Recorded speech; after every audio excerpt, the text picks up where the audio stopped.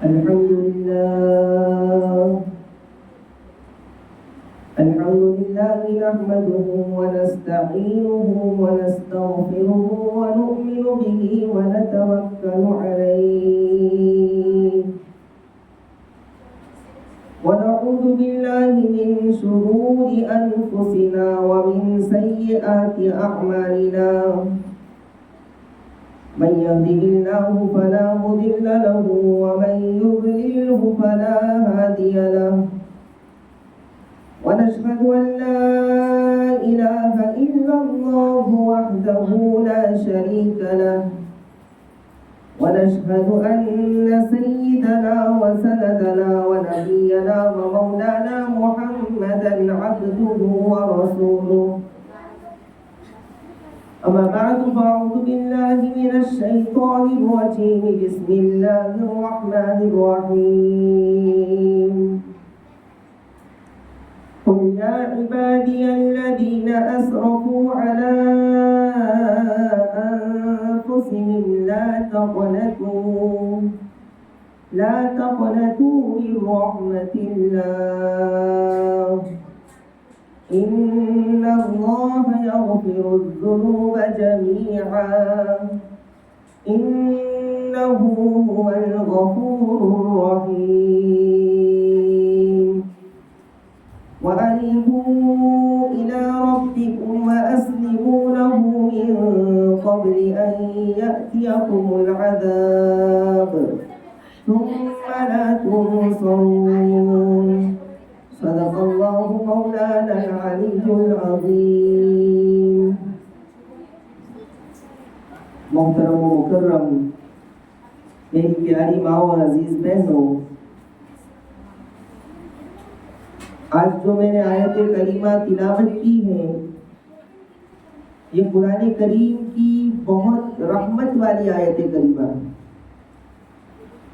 اور ہم جیسے گنہگاروں کے لیے اس میں بہت زیادہ امید ہے. اس آیت کریمہ کا ترجمہ دیکھیں، اس کا مطلب سنیں اور یہ آیت کریمہ اللہ کن کے لیے نازل فرما رہا ہے. دھیان سے سنیں، دل سے سنیں تو فائدہ ہوگا انشاءاللہ. یہ اللہ کے قرآن کا درس ہے، بہت ادب سے سننا چاہیے. اللہ تعالیٰ فرماتے ہیں اپنے پیارے حبیب محمد الرسول اللہ صلی اللہ علیہ وسلم سے کہ اے نبی آپ کہہ دیجئے یا عبادی الذین اسرفوا، میرے ان بندوں سے. کیا عجیب و غریب اس میں درد ہے اللہ کا، کیا پیغام ہے اس میں، کیا میسج ہے، ذرا دھیان تو دیں کہ آپ کہہ دیجئے میرے ان بندوں سے. کن بندوں کا انتخاب فرمایا؟ نماز پڑھنے والے نہیں، روزہ رکھنے والے نہیں، زکوٰۃ دینے والے نہیں، حج کرنے والے نہیں، تراویح اور تہجد پڑھنے والے نہیں. یقیناً ان سب بندوں سے اللہ کو محبت ہوگی، لیکن اللہ نے جو انتخاب فرمایا الذین، میرے ان بندوں سے کہہ دیجئے اسرفوا علی انفسہم، جنہوں نے اپنی زندگی میں بہت زیادہ گناہ کیا ہے. جنہوں نے اپنی زندگی میں بہت زیادہ گناہ کیا ہے. اب ذرا ہم سوچیں کہ کیا ہم نے گناہ کیا ہے یا نہیں کیا ہے؟ کیا ہماری زندگی میں کوئی گناہ ہوا؟ کیا ہم نے آج تک کوئی اللہ کی نافرمانی کی؟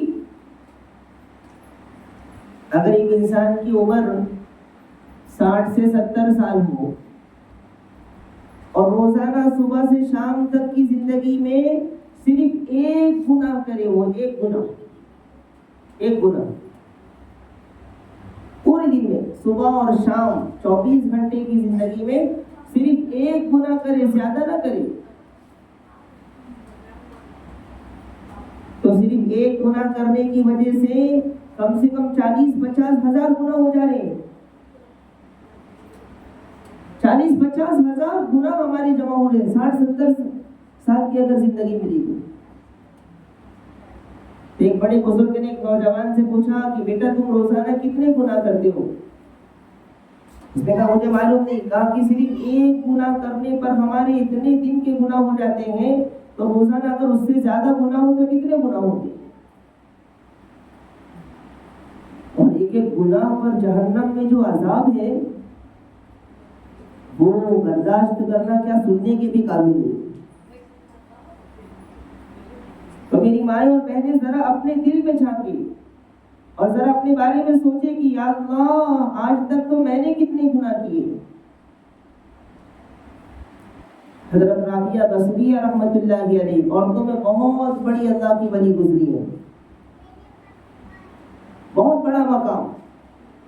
وہ اتنا روتی تھی کہ ان کے آنسو ان کے کپڑے پر اور ان کے کپڑے سے نیچے بہنا شروع ہو جاتے تھے، اور لوگوں کو ایسا لگتا تھا کہ شاید انہوں نے ابھی وضو کیا ہوگا، اتنا روتی تھی. وہ اللہ کے سامنے اتنا روتی تھی اللہ سے ڈر کر کے کہ روتے روتے ان کے آنسو نیچے بہنے لگتے تھے، اور لوگوں کو لگتا تھا کہ شاید وضو کیا اور یہ وضو کا پانی بہ رہا ہے. اور ہمارا کیا حال ہے؟ ہماری زندگی کیسی ہے؟ کبھی سوچنا چاہیے، کبھی اکیلے میں بیٹھنا چاہیے، اور کبھی اپنی زندگی کو دیکھیں کہ یا اللہ آج تک میں نے کتنے گناہ کر لیے، آج تک میں نے اللہ کی کتنی نافرمانی کی ہے. کیا اس مجمع میں کوئی ایسی عورت ہے جو یہ کہہ دے کہ آج تک میں نے کوئی گناہ نہیں کیا ہے؟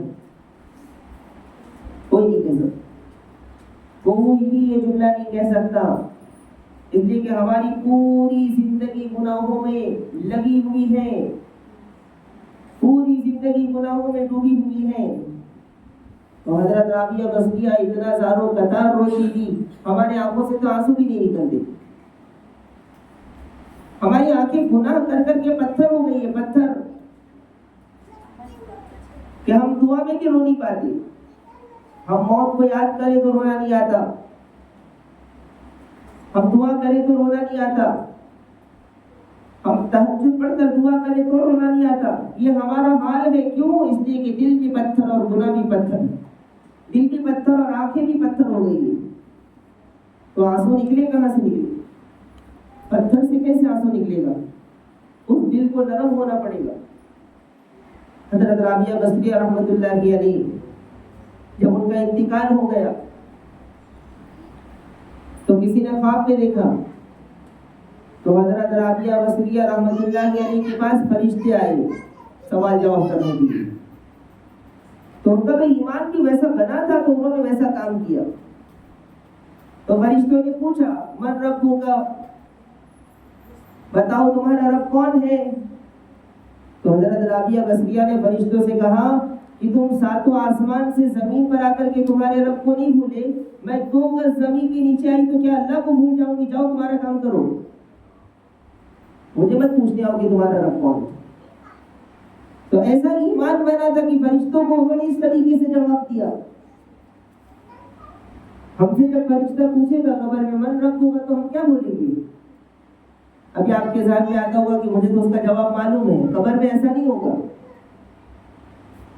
قبر میں ایسا نہیں ہوگا. قبر میں تو اعمال اگر اچھے ہوں گے، زندگی اگر اللہ کی مرضی کے مطابق رسول اللہ صلی اللہ علیہ وسلم کی سنت کے مطابق ہوگی تو جواب دے پائیں گے، ورنہ جواب دینا مشکل ہو جائے گا.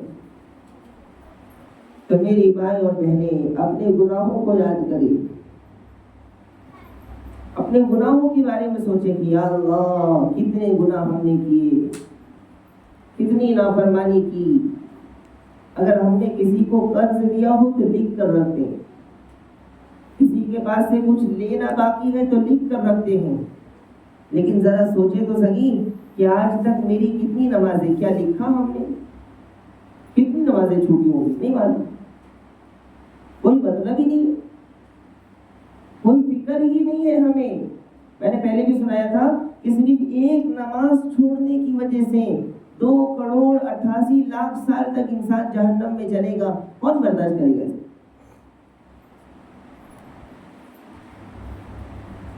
کس ہمت ہوگی برداشت کرنے کی.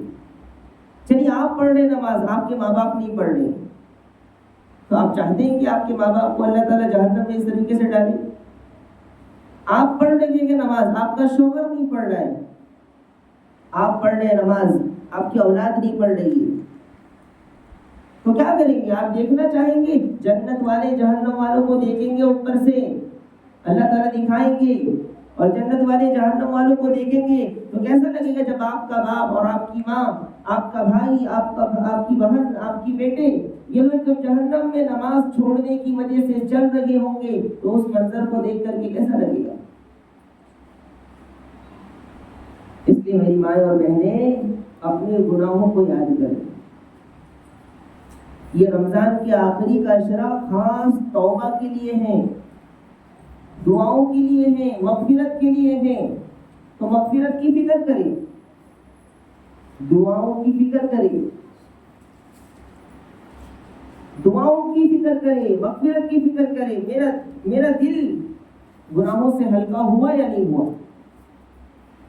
میرے دل سے گناہوں کا بوجھ کم ہوا یا نہیں ہوا؟ تو یہ رمضان کے آخری عشرے کا موقع جو ہے ہمارے لیے مغفرت کا ہے. تو میں نے جو آیت کریمہ پڑھی اس میں بہت زیادہ درد ہے ہم جیسے گنہگاروں کے لیے، ہم جیسے نافرمانوں کے لیے. اس آیت کریمہ سے زیادہ امید کسی آیت کریمہ میں نہیں ہے. آپ ترجمہ تو دیکھیں اس کا. تو اللہ تعالیٰ فرماتا ہے اے پیارے حبیب محمد رسول اللہ صلی اللہ علیہ وسلم، آپ کہہ دیجئے الذین، میرے ان بندوں سے اسرفوا علی انفسہم، جنہوں نے اپنی زندگی میں بہت زیادہ گناہ کیا ہے. صرف گناہ کیا نہیں بولا اللہ تعالیٰ نے، اسرفوا کے معنی ہوتا ہے حد سے زیادہ گناہ کرنا، حد سے زیادہ گناہ کرنا. آپ کہہ دیجئے میرے ان بندوں سے جنہوں نے بہت زیادہ ظلم کیا ہے، بہت زیادہ گناہ کیا ہے. کیا کہہ دیجئے؟ لا تقنطوا من رحمت اللہ. سن لیں، لا تقنطوا من رحمت اللہ، کہ اللہ کی رحمت سے مایوس مت ہو، اللہ کی رحمت سے نا امید مت ہو، اللہ کی رحمت سے مت بھاگو. یعنی اگر گناہ کر لیا ہے، زندگی میں گناہ ہو گئے ہیں، تو اب کیا کرنا چاہیے؟ تو کہا اللہ کی رحمت سے نا امید مت ہو. گناہ کی مثال کل بھی میں نے مثال سے سمجھایا تھا، کل کینسر کی مثال دی تھی، اور بھی مثال لکھی ہے کتابوں میں کہ گناہ کی مثال تو بیماری کی طرح ہے، بیماری کی طرح. اس مجمع میں کوئی ہے جو بیمار ہونا چاہتا ہو؟ کوئی نہیں چاہے گا، کوئی نہیں چاہے گا کہ بیمار ہو جاؤں. لیکن ہر انسان بیمار ہوتا ہے، ہر انسان کی طبیعت خراب ہوتی ہے. تو ایک انسان جب بیمار ہوتا ہے تو کیا کرتا ہے؟ بیمار ہونے کے بعد اس کو فکر ہوتی ہے کہ میں کون سے ڈاکٹر کو دکھاؤں، کیا علاج کروں، کس کے پاس جاؤں، اور کیسے میری طبیعت ٹھیک ہو جائے، کون سی گولی، کون سی دوا کیا استعمال کروں. اور فوراً اچھے سے اچھے ڈاکٹر کے پاس جاتا ہے اور علاج کراتا ہے، اور جو بھی دوا گولی دی جاتی ہے وہ کھاتا ہے. تو ایسے ہی کہ بیمار ہونا نہیں چاہتا تھا، ہو گیا. اب ایک انسان گناہ کرنا نہیں چاہتا تھا لیکن گناہ تو ہو گئے، تو اب کیا کرے وہ انسان؟ تو کہا کہ فوراً اللہ کے سامنے رجوع کر لیں، اللہ کے سامنے سچی پکی توبہ کر لیں، اور اللہ کے سامنے آ کر معافی مانگ لیں، اور اللہ تعالیٰ سے کہیں کہ یا اللہ میں گناہ کرنا نہیں چاہتا تھا لیکن گناہ ہو گیا. اے اللہ، عذاب قبر بہت خطرناک ہے، عذاب جہنم بہت خطرناک ہے. اے اللہ میں تیرے سامنے سچی توبہ کرتی ہوں، مجھے معاف فرما دے. تو یہ ایک مومن کی شان ہونی چاہیے کہ جیسے ہی گناہ کیا اس کا دل اندر سے پریشان ہے، جیسے ہی گناہ کیا اس کا دل اندر سے بے چین. جب تک وہ توبہ نہیں کر لیتا، جب تک وہ اللہ سے معافی نہیں مانگ لیتا، اس کو سکون نہیں ہونا چاہیے، اس کا دل مطمئن نہیں ہونا چاہیے. اللہ تعالیٰ فرماتے ہیں کہ لا تقنطوا من رحمت اللہ، کہ اللہ کی رحمت سے نا امید مت ہو۔ کیوں نہیں ہونا چاہیے؟ نا امید کیوں نہیں ہونا چاہیے؟ تو اللہ تعالیٰ فرماتا ہے ان اللہ یغفر الذنوب جميعا، کہ بے شک اللہ تبارک و تعالیٰ جس کے گناہ کو چاہے، جتنے گناہ ہوں اس کے، جب چاہے اللہ تبارک و تعالیٰ معاف فرما دے۔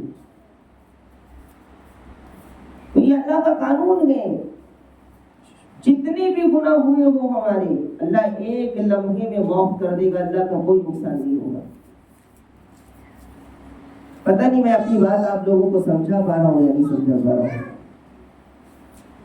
تو کسی کو پوچھنے کی ضرورت نہیں ہے اللہ تعالیٰ کو کہ مدرسہ جامعہ قاسمیہ میں بیٹھی ہوئی اتنی ساری عورتیں ہیں، اتنے سارے لوگ ہیں، میں ان کو معاف کروں یا نہیں کروں، ان کی مغفرت کروں یا نہیں کروں؟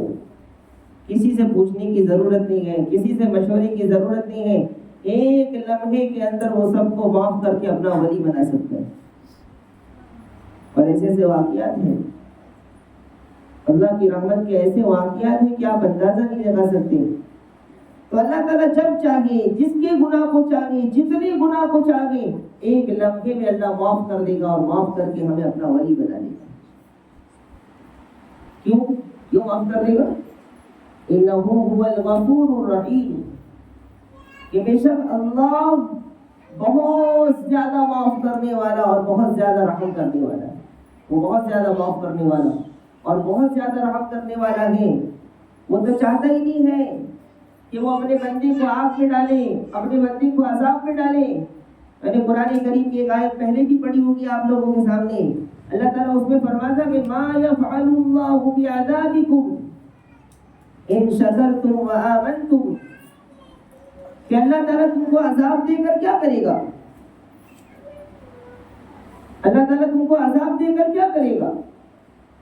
اگر تم ایمان لے آئے اور اللہ کی نعمتوں پر شکر ادا کیا اور اللہ کی مرضی کے مطابق زندگی گزارتے رہے تو اللہ تمہیں عذاب دے کر کیا کرے گا؟ یہ قرآن میں اللہ تعالیٰ فرما رہے ہیں۔ یہاں بہت ساری مائیں بیٹھی ہیں، ایک بھی اس میں سے ایسی ہے جو اپنے بچے کو آگ میں ڈال دے؟ کوئی ایسی ہے اس میں؟ ایک ماں کھڑی ہو جائے اور وہ بولے کہ میں اپنے بچے کو آگ میں ڈالنے تیار ہوں، یا وہ کہے کہ میرا بچہ آگ میں جل جائے تو مجھے کوئی فرق نہیں پڑے گا، چلے گا؟ بچہ تھوڑا روتا ہے تو ماں تڑپ جاتی ہے۔ ایک مرتبہ رسول اللہ صلی اللہ علیہ وسلم جنگ کے میدان میں تھے اور ایک عورت صحابیہ کا بچہ گم ہو گیا تو وہ تلاش کر رہی تھی، اور ہمارے نبی پورا منظر دیکھ رہے تھے، حضرت عمر بھی بازو میں کھڑے تھے۔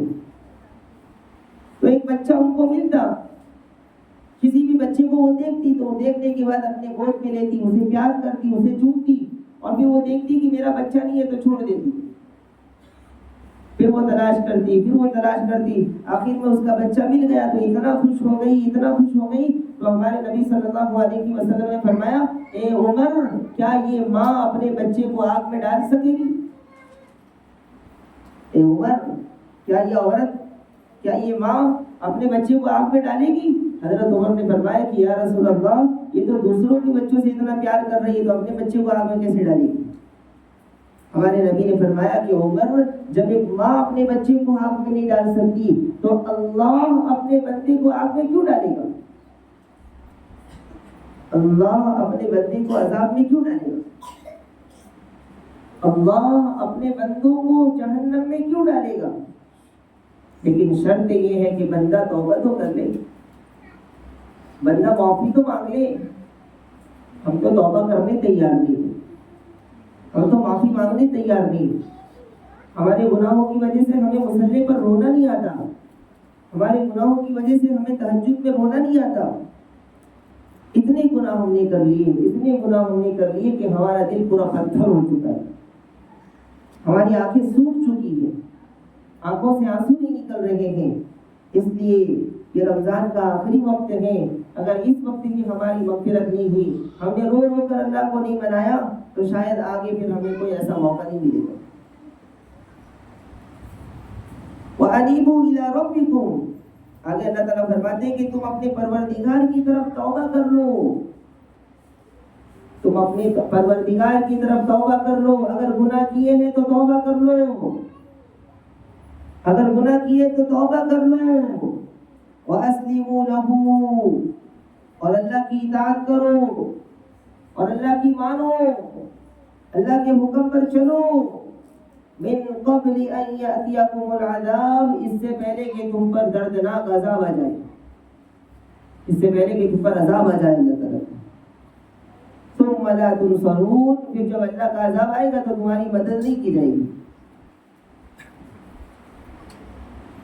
پھر تمہاری مدد نہیں ہوگی. جب ایک مرتبہ اللہ کا عذاب آ گیا, ایک مرتبہ موت آ گئی, ایک مرتبہ قیامت آ گئی, تو نہ اس کے بعد توبہ قبول ہوگی, نہ اس کے بعد انسان کی مغفرت ہوگی, کچھ بھی نہیں. اس لیے کہ مرنے کے بعد حساب شروع ہوگا, عمل ختم ہو جائے گا.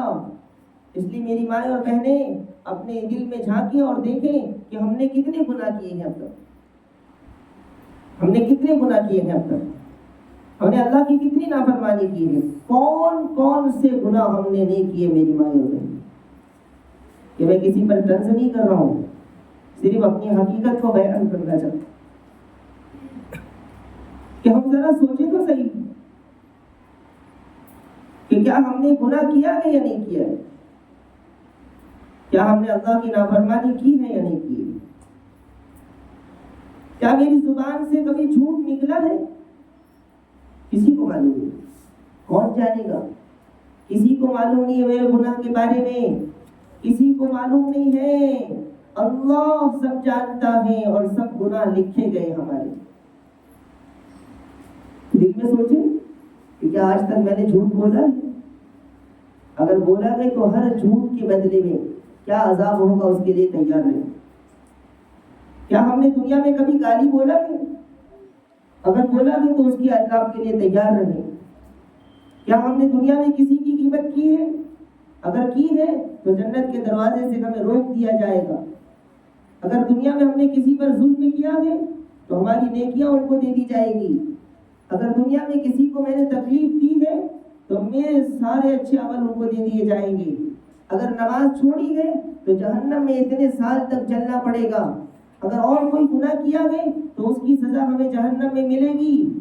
جیسے انسان اپنے گھروں کے اندر رمضان کا مہینہ ہے, تیل گرم ہوتا ہے اور اس میں پکوڑے بنائے جاتے ہیں, کس طریقے سے اس کو تلا جاتا ہے, کس طریقے سے اس کو فرائی کیا جاتا ہے, اس سے بھی خطرناک طریقے سے اللہ جہنم کی آگ میں, جہنم کے عذاب کے اندر جب انسان کو پکائیں گے, انسان کو جلائیں گے, انسان فرائی ہوگا, انسان بھونا جائے گا اور مرے گا, پھر زندہ ہوگا, پھر عذاب ہوگا, پھر مرے گا, پھر زندہ ہوگا, پھر عذاب ہوگا. تو ذرا کبھی سوچ تو لے کہ کیا اس کو برداشت کرنے کی طاقت ہے ہمارے اندر. اگر نہیں ہے تو آج اللہ تعالیٰ سے معافی مانگ لے. آج بھی 25ویں تاک رات آنے والی ہے, بہت مبارک رات ہے آج کی بھی. دن میں آرام کر لیں اور رات کو اللہ کے لیے قربان کریں, رات کو اللہ کی عبادت میں لگائیں. ایسی راتوں کو ضائع نہ کریں, ایسی راتوں کو ضائع نہ کریں. مانگ لیں اللہ تعالیٰ سے, مانگ لیں اللہ تعالیٰ سے, مانگ لیں اللہ تعالیٰ سے. ایک چھوٹا سا بچہ جب اپنا کھلونا توڑ دیتا ہے, چھوٹا سا بچہ اپنا کھلونا توڑ دیتا ہے, خود توڑتا ہے, خود توڑتا ہے اور ٹوٹنے کے بعد رونا شروع کرتا ہے, چلانا شروع کرتا ہے, چیخ چیخ کے رونا شروع کرتا ہے کہ ماں پریشان ہو جاتی ہے. تو ماں اس ٹوٹے ہوئے کھلونے کو بھی جوڑنے کی کوشش کرتی ہے اور جوڑ کر اپنے بچے کو دیتی ہے. اللہ تو ماؤں سے بھی زیادہ پیار کرنے والا ہے. یا اللہ ہم نے بہت گناہ کیے ہیں اور ہماری پوری زندگی گناہوں میں ڈوبی ہے. یا اللہ تو معاف کر کے ہمیں جنت میں داخل کرنا. تو کتنی پیاری آیت کریمہ ہے. اللہ تعالیٰ نے اس آیت میں نماز کا, روزے کا, زکوٰۃ کا, حج کا, تہجد کا, تراویح کا, صدقے کا کسی کا ذکر نہیں فرمایا. مفسرین فرماتے ہیں کہ اللہ تبارک و تعالیٰ اس آیت کریمہ میں یہ بتلانا چاہتے ہیں کہ دنیا میں میرے بندے دو طرح کے، دنیا میں میرے بندے دو طرح کے ہیں۔ ایک تو وہ ہیں جو نماز کی بھی پابندی کرتے ہیں، ایک وہ ہے جو زکوٰۃ بھی دیتے ہیں، ایک وہ ہے جو حج بھی کرتے ہیں، ایک وہ ہے جو راتوں میں تہجد بھی پڑھتے ہیں، ایک وہ ہے جو دنیا کے اندر اچھے کام کرتے ہیں، اچھے اخلاق سے پیش آتے ہیں، اور ایک وہ بنتے ہیں جو زمین پر اچھے خیر کا ذریعہ بنتے ہیں۔ اللہ تعالیٰ فرماتے ہیں یہ بھی میرے بندے ہیں۔ اور دوسرا ایک قسم ہے میرے بندوں کا، اللہ تعالیٰ فرماتے ہیں ایک وہ میرے بندے ہیں جو نماز نہیں پڑھتے، روزہ نہیں رکھتے، زکوٰۃ نہیں دیتے، حج نہیں کرتے، اچھی باتیں نہیں کرتے، لوگوں کے ساتھ اچھا سلوک نہیں کرتے، اور زمین پر فتنہ اور فساد مچاتے ہیں۔ آگے اللہ تعالیٰ فرمانا چاہتے ہیں یہ میرے دو قسم کے بندے ہیں، پہلے والے جنت میں جائیں گے اور دوسرے والے جہنم میں جائیں گے۔ لیکن اللہ تعالیٰ فرماتا ہے یاد رکھو، اگر یہ دوسرے قسم کے بندے جو میرے ہیں، اگر یہ معافی مانگ لیتے ہیں، اگر یہ توبہ کر لیتے ہیں، اگر وہ مجھ سے رو کر کے معافی مانگ لیتے ہیں، تو قسم ہے میری ذات کی میں ان کو معاف کر کے جنت میں داخل کر دوں۔ تو ہم مانگ لیں معافی اللہ تعالیٰ سے۔ ایک چھوٹا بچہ جب روتا ہے اور رو رو کر کے ماں سے کوئی چیز مانگتا ہے، وہ کیوں روتا ہے؟ چھوٹا بچہ کیوں روتا ہے؟ جب کوئی چیز بچہ مانگتا ہے ہم اسے نہیں دیتے، وہ چہرہ بگاڑتا ہے، پھر رونا شروع کرتا ہے۔ ماں کو معلوم ہے یہ بچے کو نہیں دینا چاہیے، یہ ہم نہیں دے سکتے، باپ کو معلوم ہے نہیں دے سکتے، نہیں دلا سکتے، پھر بھی وہ بچے کے رونے پر، اس بچے کے چیخنے پر، اس بچے کے چلانے پر ماں باپ اس کو دینے پر مجبور ہو جاتے، اور بچہ بھی اسی اور دینے کے ساتھ فوراً چپ ہو جاتا ہے۔ وہ بچہ وہ لینے کے لیے روتا رہتا ہے، اسے یقین ہوتا ہے کہ جب میں روؤں گا تو میرے ماں باپ مجھے ضرور دیں گے۔ ایسے ہمیں بھی یقین ہونا چاہیے کہ ہم روئیں گے تو اللہ ہمیں ضرور معاف کر دے گا انشاءاللہ۔ ماؤں سے تو بہت زیادہ پیار کرنے والا ہے اللہ، ماؤں سے بہت زیادہ رحم کرنے والا ہے۔ وہ خود قرآن میں کہہ رہا ہے کہ لا تقنطوا من رحمت اللہ۔ قرآن کس کی کتاب ہے؟ اللہ کی کتاب ہے۔ قرآن کس کا پیغام ہے؟ اللہ کا پیغام ہے۔ ایک ماں نے تو صرف ظاہری اعتبار سے ایک دنیا کے بچے میں آنے کا ذریعہ بنی اور اس کی ماں بنی، لیکن اللہ نے تو اپنے ہاتھوں سے انسان کو بنایا ہے۔ تو ماں آگ میں نہیں ڈال سکتی، ماں آگ میں نہیں ڈال سکتی، تو اللہ کیسے آگ میں ڈالے گا اپنے بندوں کو؟ تو وہ دعا جو میں نے آپ کو بتلائی تھی، استغفر اللہ الذی لا الہ الا هو الحی القیوم واتوب الیہ، ہماری زندگی کا ایک حصہ ہونا چاہیے یہ دعا، ہماری زندگی کا ایک حصہ ہونا چاہیے۔ آپ کچن میں استغفار پڑھتے پڑھتے کھانا بنائیں، پھر دیکھیں جب وہ کھانا آپ کے بچے آپ کے شوہر کھائیں گے تو اللہ کی کیسی عبادت ہوگی۔ یہ کچن جو آپ کے ذمہ اللہ نے کیا، یہاں سے اللہ کے ولی پیدا ہو سکتے ہیں اور یہاں سے شیطان بھی پیدا ہو سکتا ہے۔ پہلے زمانے کی مائیں تھی بغیر وضو کے کھانا نہیں بناتی تھی، کھانا بناتے وقت سورہ یاسین کی تلاوت ہوتی تھی، اور آج کل کی مائیں موبائل میں لگی ہیں، دھیان کہیں اور ہے، بناتے وقت کوئی نیت نہیں ہے، فضول باتوں میں لگی ہے، اور وہ کھانا بن رہا ہے اور اس کھانے کے اندر کیا برکت ہوگی؟ تو استغفار کو اپنی زندگی کا حصہ بنائیں، ہر وقت پڑھنے کا معمول۔ آپ گھر کے کام میں ہیں تو بھی پڑھیں، آپ بازاروں میں جا رہے ہیں دن میں پڑھیں، آپ سفر میں گئے دن میں پڑھیں، اور اللہ تعالیٰ سے توبہ کرتے رہیں۔ استغفر اللہ الذی لا الہ الا هو الحی القیوم واتوب الیہ، مانگے اللہ تعالیٰ سے، اور وہ دعا بھی پڑھیے، اللہم انک عفو تحب العفو فاعف عنی، اللہم انک عفو تحب العفو فاعف عنی، اللہم انک عفو تحب العفو فاعف عنی۔ 3 مرتبہ اس چھوٹی سی دعا کے اندر معاف کرنے کا ذکر فرمایا جاتا ہے، اور اللہ تعالیٰ کی ایک صفت ہے عفو۔ عفو کے معنی معاف کرنا، درگزر کرنا، مٹا دینا، معاف کرنا، درگزر کرنا، مٹا دینا۔ تو کہا کہ جب ایک بندہ بہت دل کی گہرائی سے توبہ کرتا ہے، بہت دل کی گہرائی سے توبہ کرتا ہے، اور توبہ کرتے کرتے اس کی آنکھوں سے آنسو بھی نکل جاتے ہیں، وہ رونے لگ جاتا ہے اور دل تڑپ جاتا ہے کہ یا اللہ آج تجھے معاف کرنا ہی ہوگا، اے اللہ تو معاف نہیں کرے گا تو کہاں جاؤں گی، تو معاف نہیں کرے گا تو کس کے در پر جاؤں، اے اللہ معاف فرما دے۔ جب وہ تڑپ کر کے رو کر کے دعا کرتا ہے تو روایت میں آتا ہے کہ اس کے تمام گناہوں کو اللہ معاف کرتا ہے، اور معاف کرنے کے ساتھ ساتھ اس کے تمام گناہوں کو مٹا دیتا ہے اللہ تعالیٰ۔ توبہ کرنے کی وجہ سے اللہ گناہوں کو مٹا دیتا ہے۔ ہمارے جو گناہ ہم کر رہے ہیں نا وہ فرشتے لکھ رہے ہیں، فرشتے لکھ رہے ہیں۔ آج کل موبائل کا زمانہ ہے، ویڈیو کا زمانہ ہے، کیمرے کا زمانہ ہے، ہر چیز کا کیمرے میں ریکارڈ ہو رہا ہے، اور لوگ اللہ سے نہیں ڈر رہے ہیں، کیمرے سے ڈر رہے ہیں، لوگ اللہ سے نہیں ڈر رہے ہیں، موبائل سے ڈر رہے ہیں۔ تو تھوڑی دیر کے لیے سوچیں کہ اس پورے علاقے کے اندر کسی عورت نے کوئی گناہ کا کام کیا اور اس کو کسی نے موبائل میں ریکارڈ کر دیا اور سب کے موبائل میں اس کو وائرل کر دیا، آپ کے رشتہ دار، آپ کے دوست و احباب، آپ کے پڑوسی، اور سب دیکھ رہے ہیں کہ یہ عورت چوری کر رہی ہے، یہ عورت گناہ کر رہی ہے، تو اس کو کون برداشت کرے گا؟ جب اس کو پتا چلے گا کہ میں نے جو گناہ کیا ہے وہ تو سب کے پاس چلا گیا، تو وہ تو برداشت نہیں کر پائے گی اس کو۔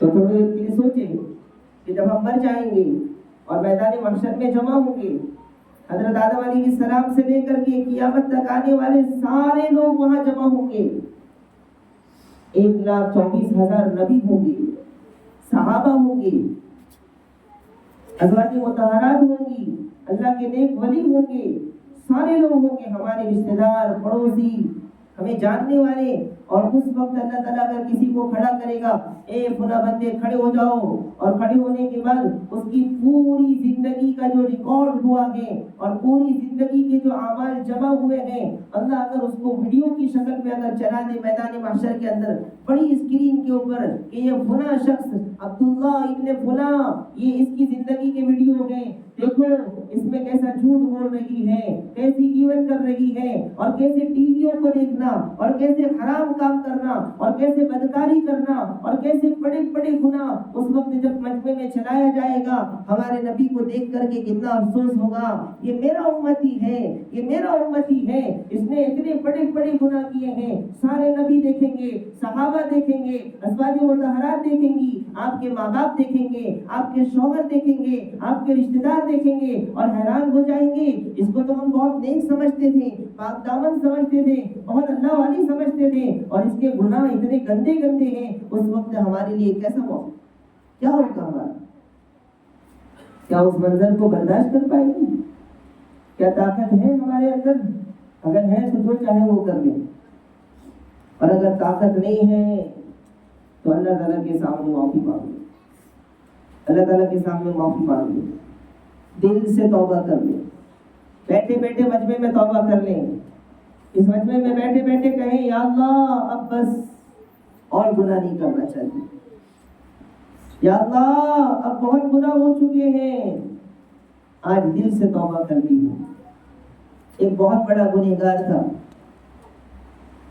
بڑا گنہگار تھا، وہ روز گناہ کرتا اور ایک ڈائری میں لکھ لیتا، اس کے پاس ایک ڈائری تھی، تو وہ روز گناہ کرتا اور اس ڈائری کے اندر لکھتا کہ آج میں نے جھوٹ بولا ہے، آج میں نے غیبت کی ہے، آج میں نے کسی کا دل دکھایا ہے، آج میں نے نماز نہیں پڑھی ہے، آج میں نے شراب پیا ہے، آج میں نے فلاں گناہ کیا ہے۔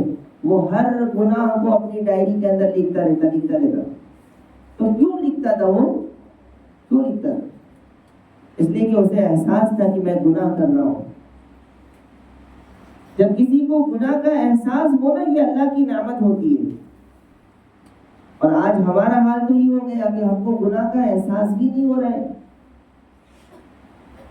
ہم گناہ پہ گناہ کر رہے ہیں اور ہمیں پتہ ہی نہیں چل رہا ہے کہ ہم نے کوئی گناہ کیا۔ اور اب تو لوگ یہاں تک کہتے ہیں کہ میں نے کون سا غلط کام کیا، جب انہیں کوئی سمجھانے کے لیے آئے پیار سے تو وہ کہتے ہیں کہ اس میں کیا غلط کیا میں تو صحیح کر رہی ہوں۔ تو یہ آپ ضد نہیں کر رہے ہیں، یہ اللہ کی توفیق آپ سے چھین لی گئی، اللہ کی توفیق چھین لی گئی۔ تو وہ بڑا گنہگار تھا، ہر گناہ کو لکھتا تھا وہ، اور دل میں افسوس کرتا تھا، توبہ کرتے رہتا تھا کہ یا اللہ آج یہ گناہ ہو گیا، یا اللہ آج یہ گناہ ہو گیا، آج یہ گناہ ہو گیا، اللہ معاف فرما، تو توبہ کرتے رہتا تھا۔ تو ایک دن اس نے ایک گناہ کیا، اور گناہ کرنے کے بعد اپنی وہ ڈائری نکالی، چلو میں اس میں لکھ لوں تاکہ بعد میں توبہ کر لوں۔ تو جیسے ہی وہ اپنی ڈائری کھولتا ہے تو اس کے اندر جتنے گناہ اب تک لکھے تھے اس نے، وہ سارے کے سارے گناہ مٹا دیے گئے، سارے کے سارے گناہ، سارے گناہ مٹ گئے۔ حیران ہو گئے وہ، یہ گئے کہاں؟ میں نے لکھا، اپنے ہاتھوں سے لکھا، یہ تو میں نے لکھا تھا اپنی ڈائری کے اندر۔ بے چین ہو گیا، پریشان ہو گئے کہ یہ سارے گناہ کہاں گئے؟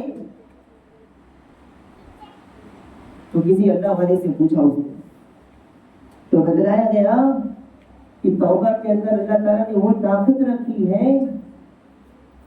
کہ اللہ تعالیٰ توبہ کرنے والوں کی تمام گناہوں کو مٹا دیتا ہے، ختم کروا دیتا ہے۔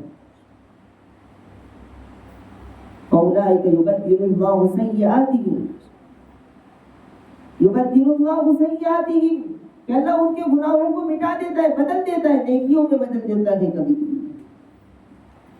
اتنا غفور الرحیم اللہ تبارک و تعالیٰ ہے میری ماں اور بہنوں، اور ہم اس اللہ کی نافرمانی میں لگے ہوئے۔ زبان بھی اللہ کی، آنکھیں بھی اللہ کی، کان بھی اللہ کا، دل بھی اللہ کا، ہاتھ بھی اللہ کے دیے ہوئے، پیر بھی اللہ کا دیا ہوا، اسی کے دیے ہوئے جسم سے اسی کی نافرمانی صبح سے شام تک کر رہے ہیں، اسی کی دی ہوئی روزی کھا کر اسی کی نافرمانی کر رہے ہیں، اسی کی زمین پر، اسی کے آسمان کے نیچے، اسی کی روزی کھا کر، اسی کا دیا ہوا جسم، اسی کی دی ہوئی زندگی، سب کچھ اسی کا ہے، اور پھر بھی نافرمانی اسی کی کر رہے ہیں۔ ایک باپ اگر گھر میں موجود ہو اور بیٹا کوئی غلط کام کرے تو باپ ایک بار منع کرے گا، 2 بار منع کرے گا، ماں 3 بار منع کرے گی، لیکن پھر بعد میں غصہ آئے گا اور چلائیں گے اور ماریں گے اور ڈانٹیں گے۔ اللہ تو ہمارے گناہوں کو کتنی بار دیکھ رہا ہے، کتنی بار دیکھ رہا ہے۔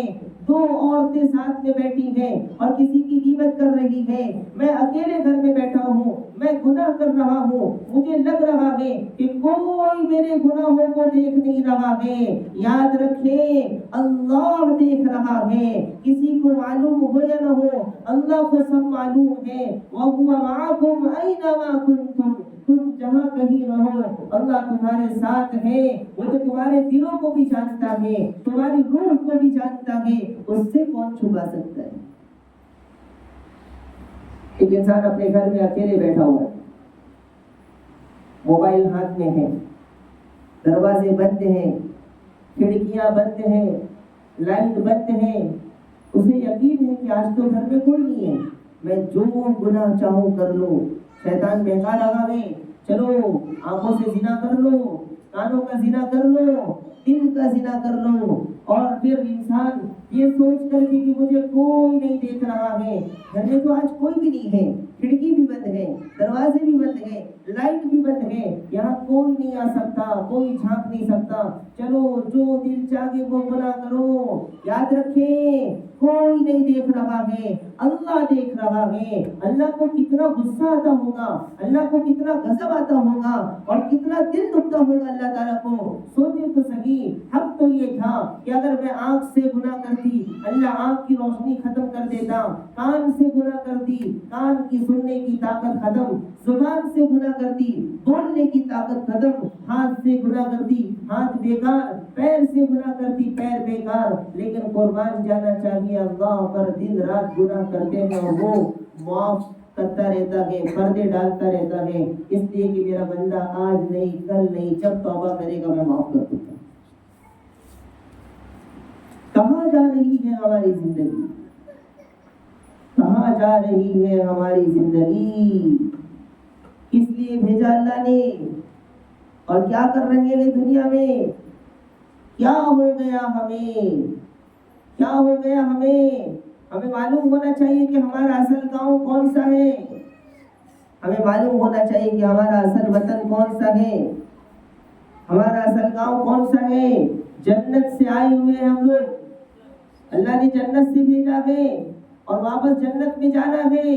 یہ تو امتحان کے لیے آئے ہیں، یہ آرام کرنے کی جگہ نہیں ہے، یہ عیش کرنے کی جگہ نہیں ہے، یہ بنگلے اور بلڈنگ بنانے کی جگہ نہیں ہے، یہ تو امتحان کی جگہ ہے۔ یہاں سے سفر کر کے امتحان دے کر ہمیں جانا ہے۔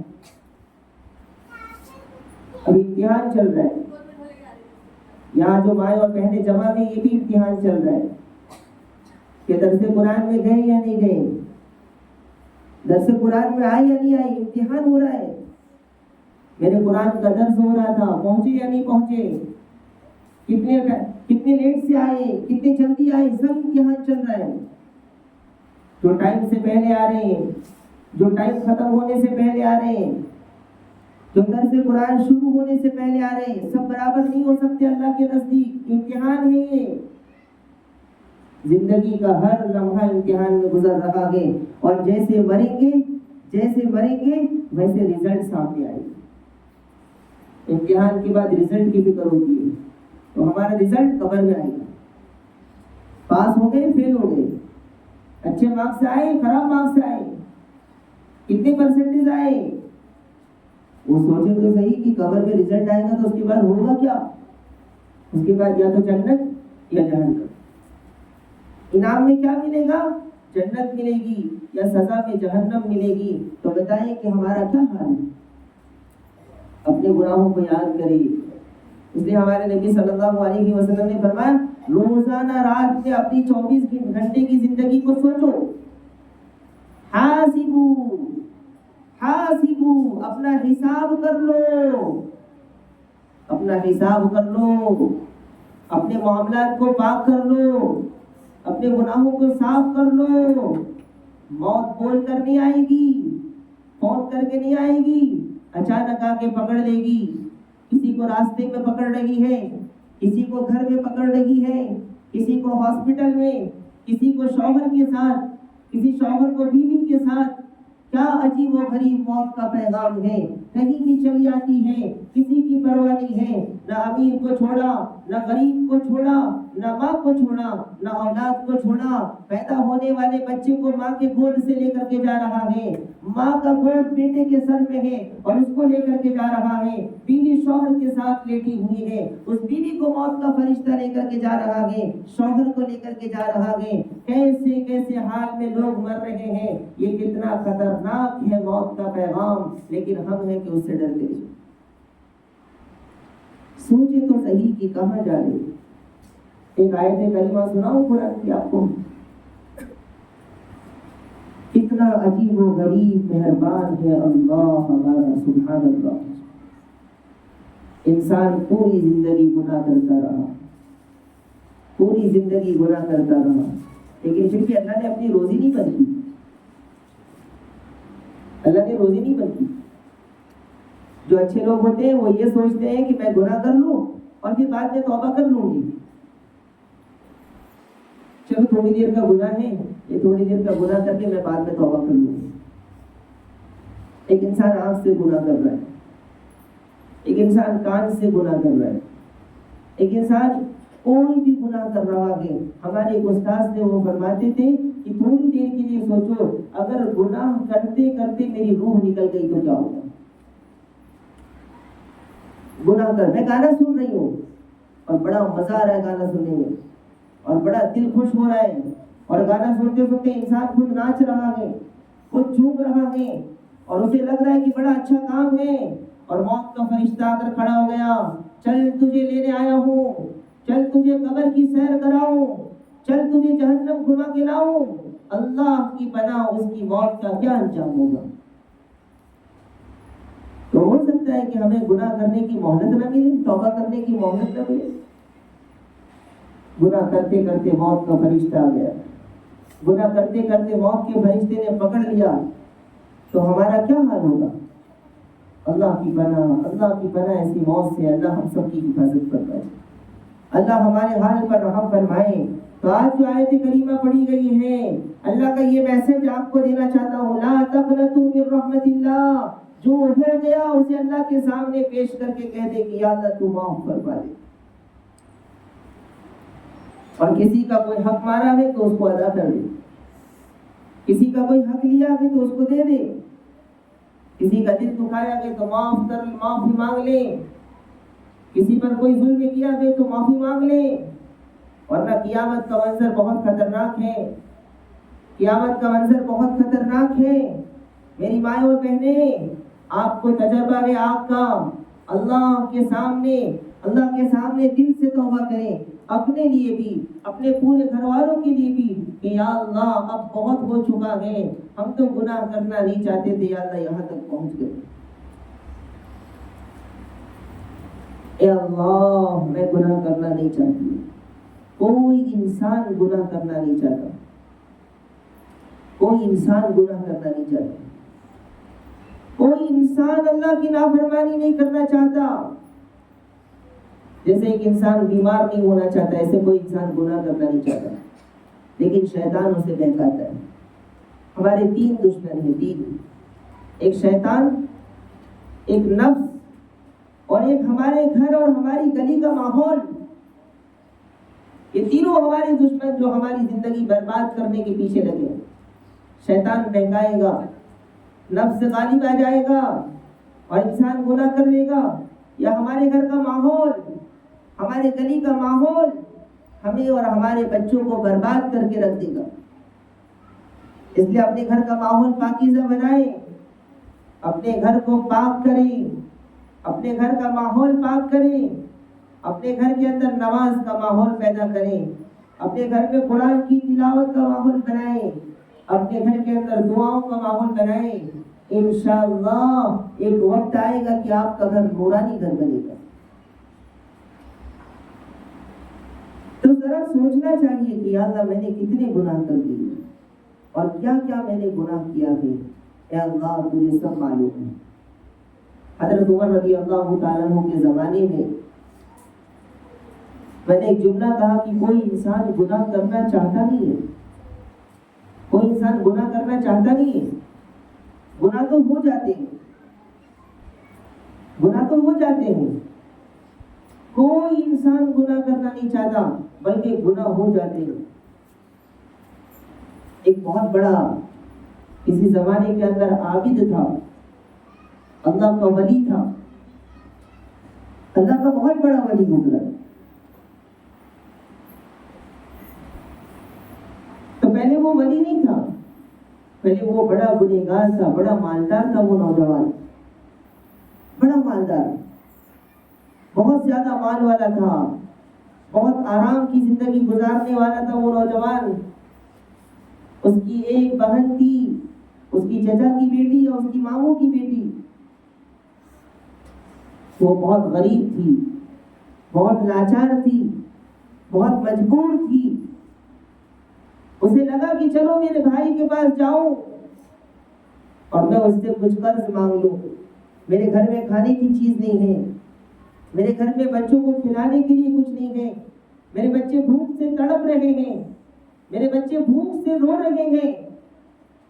تو اس امید سے کہ چلو میرا بھائی ہے، بڑا مالدار ہے، جا کر کے اس سے کچھ مدد مانگ لوں۔ جب وہ اس کے پاس گئی اس سے مدد مانگنے کے لیے تو اس کی نیت خراب ہو گئی۔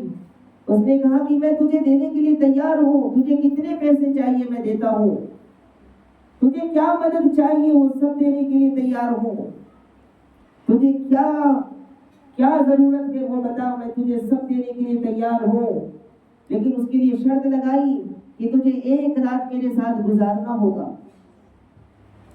وہ بیچاری عورت اللہ کی نیک بندی، وہ ڈر گئی، پریشان ہو گئی۔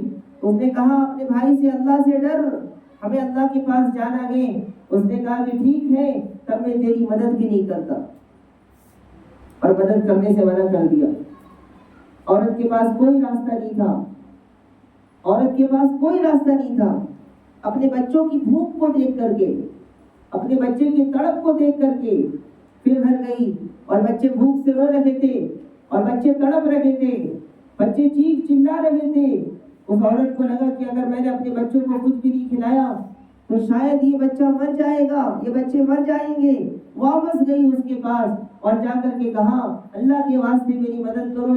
اس نے پھر وہی شرط لگائی، اس نے پھر منع کرنے کی کوشش کی، لیکن دل میں بات آئی کہ اگر میں نے اب بھی منع کر دیا اور اس نے میری مدد نہیں کی تو میرے بچوں کا کیا ہوگا. تو ماں ہوتی ہے تو بچوں کے لیے ہر چیز پر تیار ہو جاتی ہے. اس نے کہا کر تجھے جو کرنا ہے، لیکن پہلے میری مدد کر دی. رات ہو گئی، رات کا وقت تھا. انسان جب توبہ کرتا کہ تو اللہ تعالیٰ اس کو اپنا ولی بنا لیتا. رات کا وقت تھا، رات ہو گئی. وہ نوجوان بھائی اس کے قریب جب آیا تو وہ عورت ڈری ہوئی تھی، وہ مجبور ہو کر کے گئی تھی. اس کے دل میں ایسا کچھ نہیں تھا، اللہ کی نیک بندی تھی. جب وہ قریب گیا تو وہ چیخنے لگی، چلانے لگی، زاروں قطار رونے لگی. تو اس نوجوان نے پوچھا کہ تجھے کیا ہو گیا؟ کیا تو اپنی خوشی سے نہیں آئی؟ کیا تو نے وعدہ نہیں کیا تھا؟ کہا کہ میں نے مجبور ہو کر کے وعدہ تو کر دیا. میرے بچے تڑپ رہے تھے، میں نے وعدہ کر دیا، لیکن مجھے اللہ سے ڈر لگ رہا ہے. میں نے زندگی میں کبھی کوئی غلط کام نہیں کیا ہے. آج اگر میں نے یہ غلط کام کیا تو اللہ کو کیا منہ دکھاؤں گی؟ یہ کہہ کر کے چیخ چیخ کر رونے لگی. اس کے رونے کو دیکھ کر وہ نوجوان بھی رونے لگا اور اس نوجوان نے کہا جا تو چلی جا، تجھے جتنا مال چاہیے اتنا مال لے جا، میں تجھے آزاد کرتا ہوں. اور یہ کہہ کر کے وہ نوجوان رونے لگا، تڑپنے لگا. اور اتنے میں پھر اس کو نیند آ گئی. جب صبح ہو گئی تو اس کا انتقال ہو گیا. اس نوجوان کا انتقال ہو گیا. جب اس عورت کو روتے ہوئے دیکھا تو وہ بھی رونے لگا اور وہ بھی تڑپنے لگا. اور اس نے اللہ سے رو رو کر کے توبہ کی اور رو رو کر کے معافی مانگی. تو صبح اس کا انتقال ہو گیا. لوگ اس کے گھر پر جنازے میں جب آنے لگے تو دیکھا اس کے دروازے پر کچھ لکھا ہوا ہے. تو کسی عالم کو بلایا اور بلانے کے بعد کہا کہ حضرت یہ کیا لکھا ہوا ہے؟ تو اس کا نام تھا ذوالکفل. تو دروازے پر لکھا ہوا تھا قد غفر اللہ ذوالکفل، کہ اللہ نے ذوالکفل کی مغفرت فرما دی. صرف اس عورت کے رونے پر اتنے گندے کام کے لیے وہ تیار ہو گئے تھے. وہ پاک دامن عورت، اللہ سے محبت کرنے والی عورت مجبوراً تیار ہو گئی. لیکن اس نے کہا آج تک میں نے کوئی غلط کام نہیں کیا، آج جب کروں گی تو اللہ کو کیا منہ دکھاؤں گی؟ مجھے اللہ کے پاس جانا ہے، میں اللہ کے پاس ناپاک کی حالت میں نہیں جانا چاہتی. اس نوجوان کے دل پر ایک اثر ہوا اور دونوں زار و قطار رونے لگے. اور اس نے دل میں توبہ کی اور انتقال ہو گیا. اور دروازے پر اللہ نے لکھ دیا اور پوری قوم نے دیکھا، پورے معاشرے نے دیکھا قد غفر اللہ ذوالکفل، کہ اللہ نے ذوالکفل کی مغفرت فرما دی. دنیا میں جنت کی بشارت ہو گئی. ہے اللہ تعالیٰ بڑا غفور رحیم. کیا رحمت ہے اللہ کی. اتنے بڑے گناہ کے لیے کھڑا ہونے والا انسان اور اللہ تعالیٰ دروازے پر، اگر ہوتا تو اللہ تعالیٰ مرنے کے بعد جنت میں داخل کر دیتے. لیکن سب کو معلوم تھا کہ آج گناہ ہونے والا ہے. سب کو معلوم تھا کہ آج گناہ ہونے والا ہے. اس لیے اللہ نے دروازے کے باہر لکھ دیا تاکہ کوئی تہمت نہ لگائے، کوئی الزام نہ لگائے، کوئی برا بھلا نہ کہے. قد غفر اللہ ذوالکفل، کہ ذوالکفل کی آج مغفرت کر دی گئی، معاف کر دیا گیا. اور جنت کے دروازے کھول دیے گئے، جہنم کے دروازے بند کر دیے گئے. میری مائیں اور بہنیں، ہم نے بھی اگر کوئی گناہ کیا ہے، ہم سے بھی اگر کوئی گناہ ہوا ہے تو اللہ کے واسطے آج اس مجمع میں توبہ کر کے جائیں. آج بے حیائی کا دور ہے، آج بے پردگی کا دور ہے. لڑکے لڑکیاں ایک ساتھ پڑھ رہے ہیں، اسکولوں میں ساتھ میں بیٹھ رہے ہیں، ملنے جلنے کا رواج ہے. رشتہ داروں میں پردے کا رواج نہیں ہے، آپس میں پردے کا رواج نہیں ہے. یاد رکھیں یہ اتنا خطرناک گناہ ہے، اتنا خطرناک گناہ ہے کہ اگر زندگی میں ایک مرتبہ بھی اگر کسی عورت نے اپنے ہاتھ کو کسی مرد سے ٹچ کیا یا کسی مرد نے کسی عورت کے ہاتھ میں اپنا ہاتھ دیا اور دونوں کے ہاتھ ملے نفسانی خواہشات کی وجہ سے، اللہ تبارک و تعالی ایک مرتبہ ایسا کرنے کی وجہ سے اس کے قبر کے اندر 100 سانپ اور 100 بچھو مسلط کریں، اور وہ بھی کیسا سانپ؟ حدیث میں آتا ہے کہ وہ سانپ اتنے خطرناک ہوں گے کہ اگر زمین پر ایک مرتبہ پھونک مار دیں گے تو قیامت تک گھاس نہیں ہوگی، اور ایک مرتبہ اگر وہ پہاڑ پر اپنی پونچھ مار دے تو پورا پہاڑ چور چور ہو جائے گا۔ چھوٹے سے قبر کے اندر 100 ایسے سانپ اور 100 ایسے جہنم کے خطرناک بچھو اللہ تبارک و تعالیٰ مسلط کرے گا۔ اس لیے میری ماں اور بہنیں پاک دامن بنے، پاکیزہ بنے، اپنی عزت کی حفاظت کرے، اپنے اولاد کی حفاظت کرے۔ سب سے قیمتی زیور ہے، سب سے پاک دامن زیور ہے آپ کے لیے آپ کی حیا۔ آپ کو اللہ نے بہت پاکیزہ بنایا ہے، بہت بڑا مقام دیا ہے۔ تین چیزوں کو اللہ نے محترم بنایا ہے، تین چیزوں کو اللہ نے محترم بنایا، تین چیزوں کو۔ پوری دنیا سفر کرنے کے لیے جاتی ہے اور پوری دنیا کی خواہش ہے، ہم سب کی خواہش ہے اللہ ہمیں بھی کعبۃ اللہ کی زیارت نصیب فرمائے۔ تو سب سے پہلی چیز کعبہ، کعبے کو اللہ نے کھلا نہیں رکھا، پوری دنیا جا رہی ہے، پوری دنیا کی خواہش ہے، بار بار جانے کا دل کرتا ہے، اور اللہ نے کعبے کو غلاف میں رکھا ہے، بغیر غلاف کے نہیں رکھا، بغیر کور کے نہیں رکھا۔ ایسے کی دوسری قرآن کریم اللہ کی سب سے پاکیزہ کتاب ہے، اللہ کا میسج ہے، اللہ کا کلام ہے۔ اس قرآن کو بھی اللہ نے جزدان میں رکھا ہے، غلاف میں رکھا ہے۔ ایسے ہی آپ کا بھی بڑا مقام ہے، اللہ نے آپ کو بھی بہت بڑا مقام دیا ہے۔ ان تین چیزوں میں تیسرا مقام آپ کا ہے، اللہ نے آپ کو بھی برقعے میں رکھنے کا حکم دیا، رہنے کا حکم دیا ہے۔ ذرا اپنے مقام کو تو سوچے کہ اللہ کے نزدیک کتنا بڑا مقام ہو۔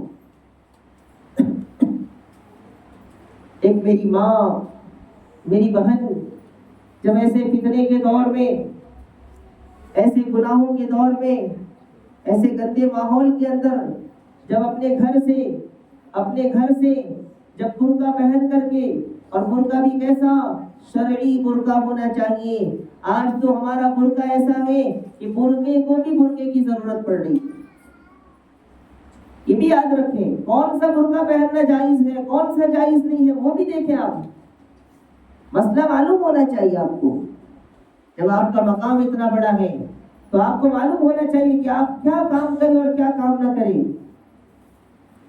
تو برقع ایسا ہونا چاہیے، شریعت جس کی اجازت دیتی ہو۔ ہم نے ایسا برقع پہنا، اتنا زیادہ ڈیزائن والا ہے، اتنا زیادہ چمک ہے، اتنا زیادہ لکھا ہوا ہے، اس سے کیا ہوگا؟ یہ برقع نہیں ہے، اس سے تو اور ظالموں کی نظر ہمارے اوپر پڑے گی، غیروں کی نظر ہمارے اوپر پڑے گی۔ برقعے کا مطلب یہ ہے کہ پاک دامنی ہو، اس کی حفاظت ہو اور اس کی پاک دامنی ظاہر ہو۔ لیکن آج ہمارے معاشرے میں ایسے برقعے آ رہے ہیں کہ اس برقعے کو بھی برقعے کی ضرورت پڑ رہی ہے، یعنی اس برقعے کے اوپر ایک اور برقع پہننا، اس برقعے کے اوپر ایک اور برقع ڈالنا۔ ابھی ایک بہت بڑا فیشن چلا ہوا ہے برقعے کے اندر، یہ جو نقاب ڈالتے ہیں وہاں پر ماشاءاللہ لکھا ہوا ہے، اللہ اکبر لکھا ہوا ہے اس نقاب کے اوپر۔ یاد رکھیں یہ ظالموں کی، یہودیوں کی سازش ہے، یہ دشمنوں کی بڑی سازش ہے۔ ایسی چیزوں کو استعمال نہ کریں۔ آپ پاک دامن ہیں، پاکیزہ ہیں، آپ ایسی چیزوں سے بچیں اور محترم رہیں، پاک دامن رہیں۔ اگر ایسا آپ نے استعمال کیا تو گلی کے لڑکوں کی اور گلی کے لوگوں کی نظر آپ پر ہوگی، اور پھر آپ کی پاک دامنی کہا جائے گی۔ تو آپ اپنے مقام کو پہچانے کہ اللہ نے کتنا بڑا مقام دیا ہے کہ آپ کو پردے میں رہنے کا حکم دیا۔ اور یاد رکھیں ایسے فتنے کے دور میں جب ایک میری ماں اور ایک میری بہن اپنے گھر سے برقعے میں نکلتی ہے اور برقعے سے نکل کر جب گھر سے باہر جاتی ہے تو وہ زمین کے اوپر جب چلتی ہے تو آسمانوں پر وہ ایسا چمکتی ہے جیسا کہ 14 رات کا چاند چمکتا ہے، اور ہم دیکھتے ہیں تو فرشتہ بھی دیکھ کر فخر کرتا ہے، فرشتوں کو بھی فخر ہوتا ہے، فرشتوں کو بھی فخر ہوتا ہے۔ 14 رات کا چاند کتنا زیادہ چمکتا ہے، ہم اس کو دیکھتے ہیں تو خوش ہوتے ہیں۔ اس وقت پوری زمین پر رات میں بھی اجالا ہوتا ہے، کتنی زیادہ روشنی ہوتی ہے۔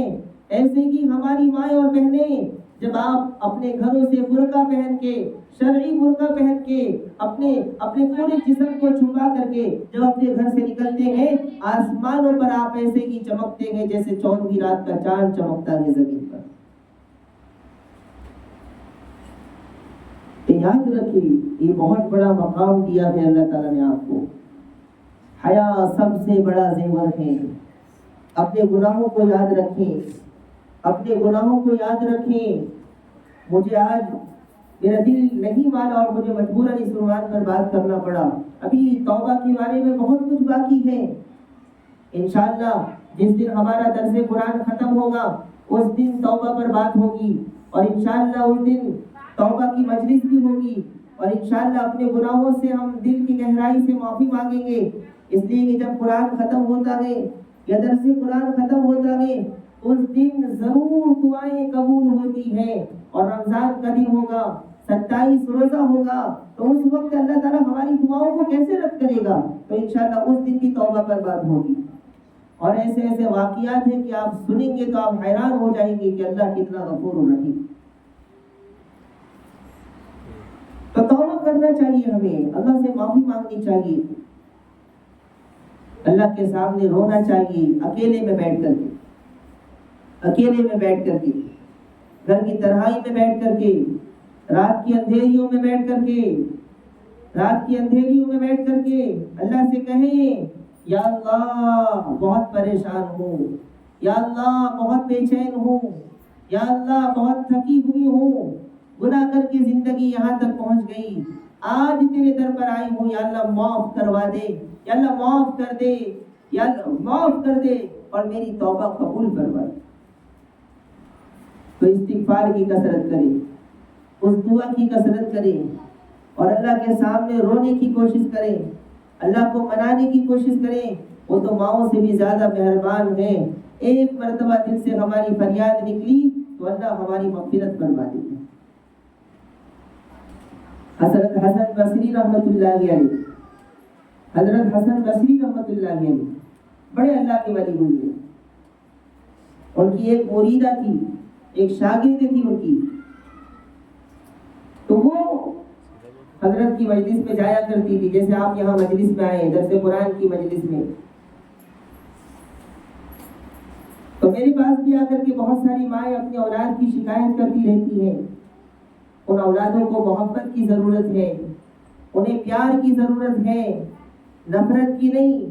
تو حضرت حسن بصری رحمۃ اللہ علیہ کے مجلس میں، درس میں ایک عورت آتی تھی، تو وہ حضرت سے بیعت ہو گئی اور حضرت سے ہر کام ان کے مشورے سے کرنے لگی۔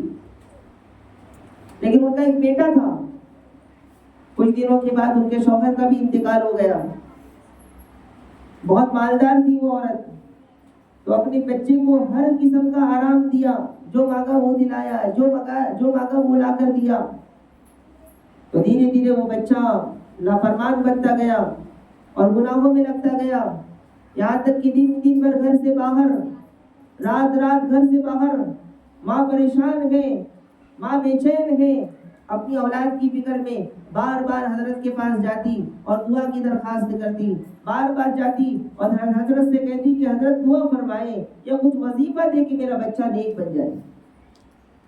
لیکن وہ بچہ دن بدن ہاتھ سے باہر نکلتا گیا اور بہت زیادہ گناہ کرنے لگا، بہت زیادہ شراب کی عادت پڑ گئی، نشے کی عادت ہو گئی اور بہت زیادہ گندا ہو گیا، بہت زیادہ گناہ کرنے لگا، حتیٰ کہ دھیرے دھیرے اس کی صحت خراب ہو گئی، وہ بیمار ہو گیا، وہ کمزور ہو گیا اور بستر پر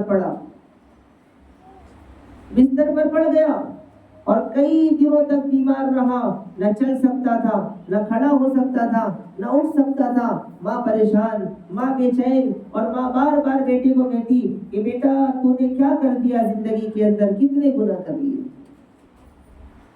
اب آخری وقت ہے بیٹے کا، آخری وقت ہے بیٹے کا، ایسا لگ رہا ہے کہ اب روح نکلے گی، تکلیف بہت زیادہ ہو رہی ہے، بہت زیادہ بے چین ہو رہا ہے۔ تو بیٹے نے کہا کہ ماں جا تیرے شیخ حضرت حسن بصری کو بلا لے، ماں مجھے لگتا ہے کہ میں مرنے والا ہوں، ماں مجھے لگتا ہے کہ میں اب دنیا سے جانے والا ہوں، ماں بھی پریشان ہو گئی کہ آج تک میں کتنی بار کہتی تھی کہ چل حضرت حسن بصری کے پاس جائیں گے، چل میرے شیخ کے پاس جائیں گے، میرے استاذ کے پاس جائیں گے، لیکن میرا بیٹا جاتا نہیں تھا۔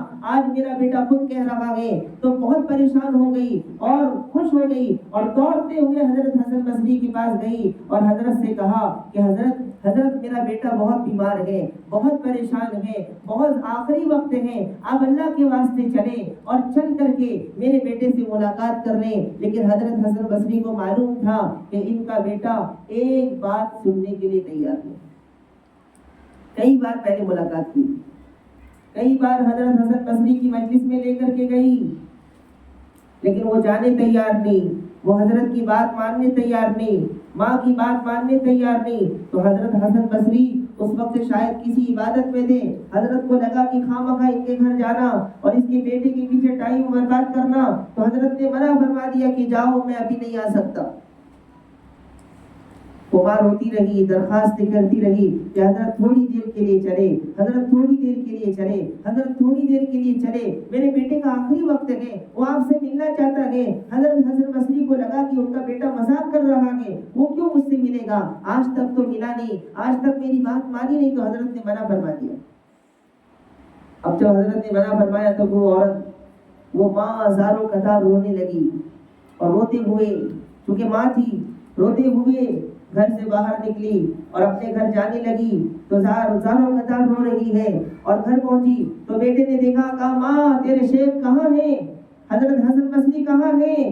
تو ماں زاروں قطار رونے لگی۔ تو بیٹے نے پوچھا کہ ماں رو کیوں رہی ہے، رو کیوں رہی ہے؟ ماں نے کہا کہ بیٹا تو اتنا گنہگار بنا، تو اتنا نافرمان بنا، تو اتنا گندا بن گیا کہ ایک اللہ کا ولی تجھ سے ملنے تیار نہیں ہے، ایک اللہ کا بندہ تجھ سے ملنے تیار نہیں ہے، تیرے پاس آنے کے لیے تیار نہیں ہے، تو نے اتنا گناہ کیوں کر لیا؟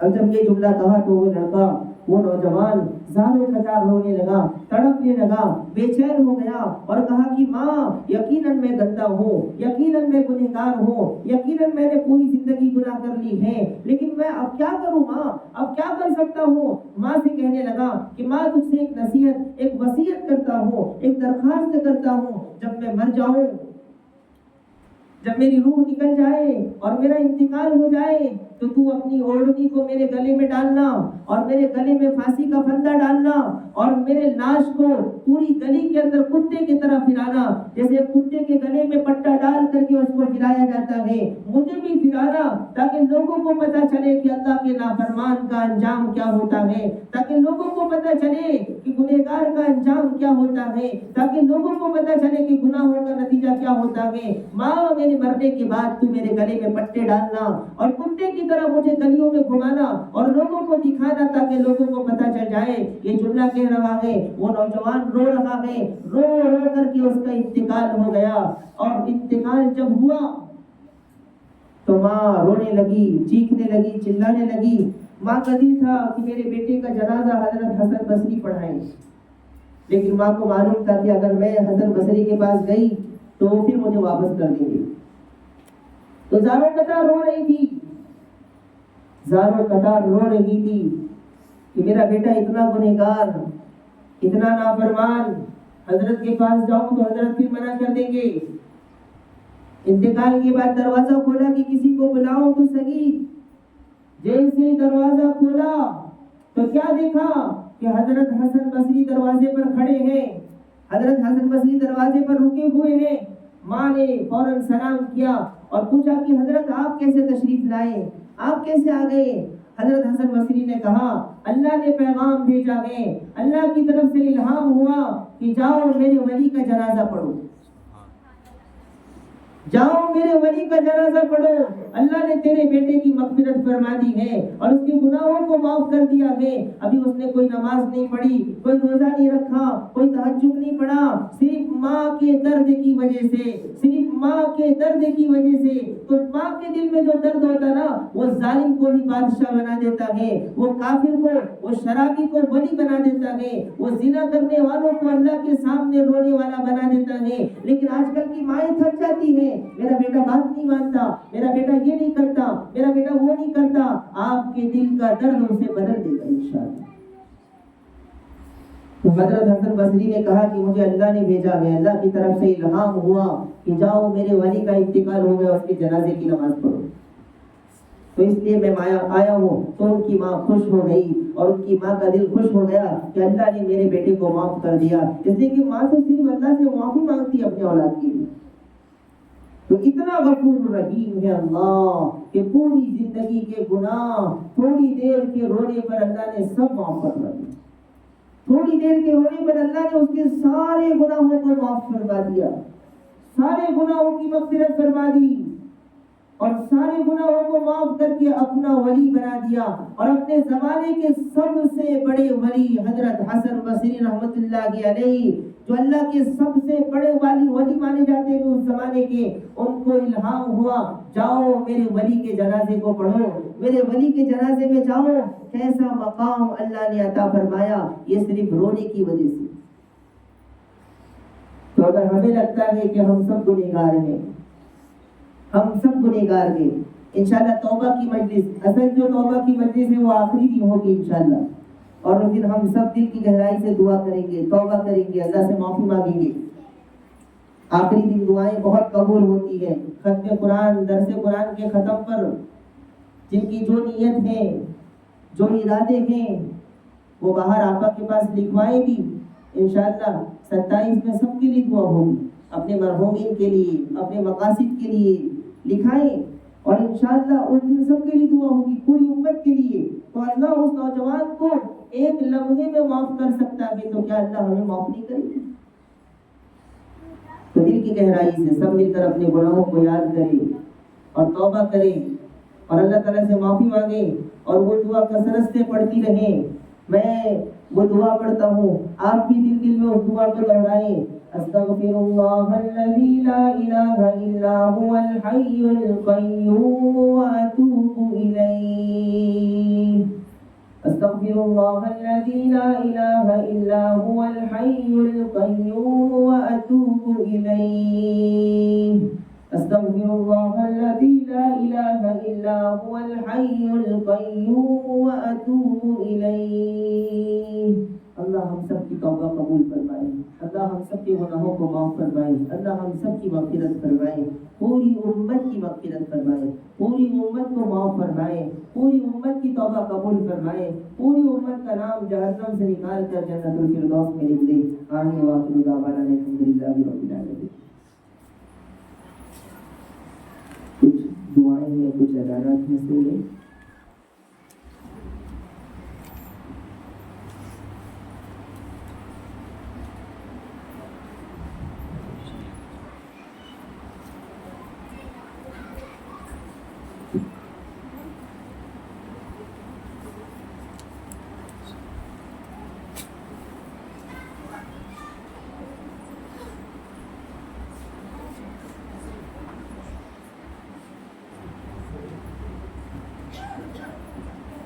کسی نے خواب کی تعبیر پوچھی ہے، ماشاءاللہ بہت بہترین خواب ہے۔ خواب کیا دیکھا انہوں نے پہلے وہ سن لیں۔ خواب میں سمندر کا پانی آیا، بہت پاک پانی تھا۔ خواب میں کسی کو پانی نظر آنا اور پانی کی پاک نظر آنا، یہ کامیابی کی علامت ہے کہ اس کو کوئی کامیابی، کچھ بھلائی حاصل ہونے والی ہے۔ لیکن آگے کا جو جملہ ہے خواب کا وہ تھوڑا مشکل ہے۔ بیچ میں ایک پتھر کا ڈھیر تھا، پانی کی لہریں اس پتھر کے ڈھیر، یعنی اس پانی کے اندر وہ پتھر گر گیا، تو اس کی تعبیر کیا ہے؟ تو پورا پانی تو بہت پاک ہے، پورا پانی بہت پاکیزہ ہے، کامیابی ملنے والی ہے، اس کے اندر کہیں نہ کہیں کوئی گناہ کی وجہ سے رکاوٹ آ رہی ہے۔ جو پتھر ہے یہ ہمارے گناہ کا کچھ نتیجہ ہے، تو اس میں ایک تھوڑی سی رکاوٹ ہے، تو اللہ تعالیٰ سے استغفار کریں، توبہ کریں اور دعا کریں، اور خاص کر کے استغفار کا کلمہ پڑھتے رہیں۔ انشاءاللہ یہ پتھر ہٹے گا اور آپ کو وہ کامیابی ملے گی انشاءاللہ۔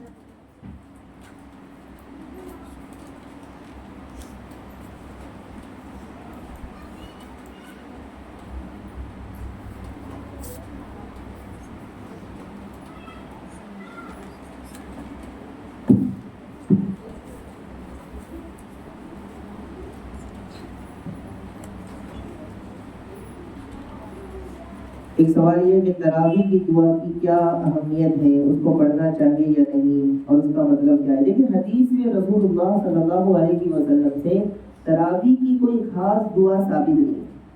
عام طور پر ہمارے یہاں مسجدوں کے اندر بھی یہ بہت بڑی غلطی چل رہی ہے، اکثر مسجدوں کے اندر کہ تراویح کی وہ دعا سبحان ذی الملک والملکوت، سبحان ذی العزت والعظمت والہیبت والقدرت والکبریاء والجبروت، سبحان الملك الحي الذي لا ينام ولا يموت، سبوح قدوس ربنا ورب الملائكة والروح، اللهم اجرنا من النار يا مجير يا مجير يا مجير برحمتك يا ارحم الراحمين۔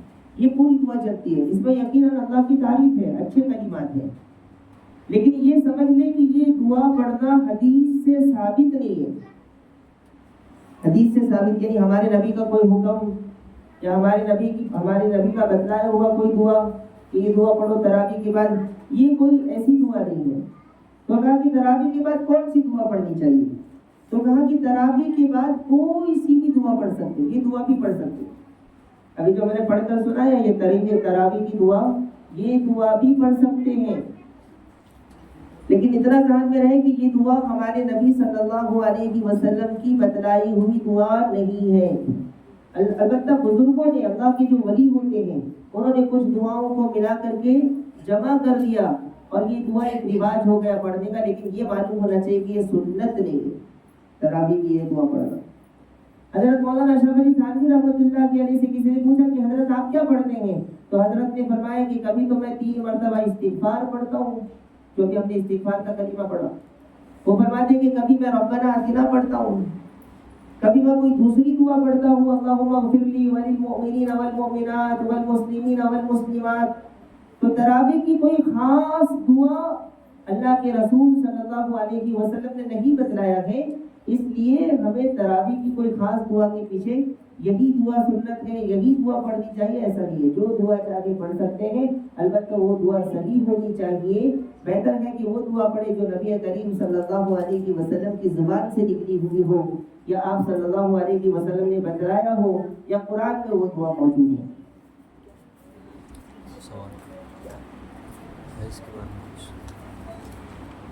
حیض کی حالت میں 3 کل شریف نہیں پڑھ سکتی، کسی نے کہا نہیں، 3 کل پڑھنے کا پوچھا۔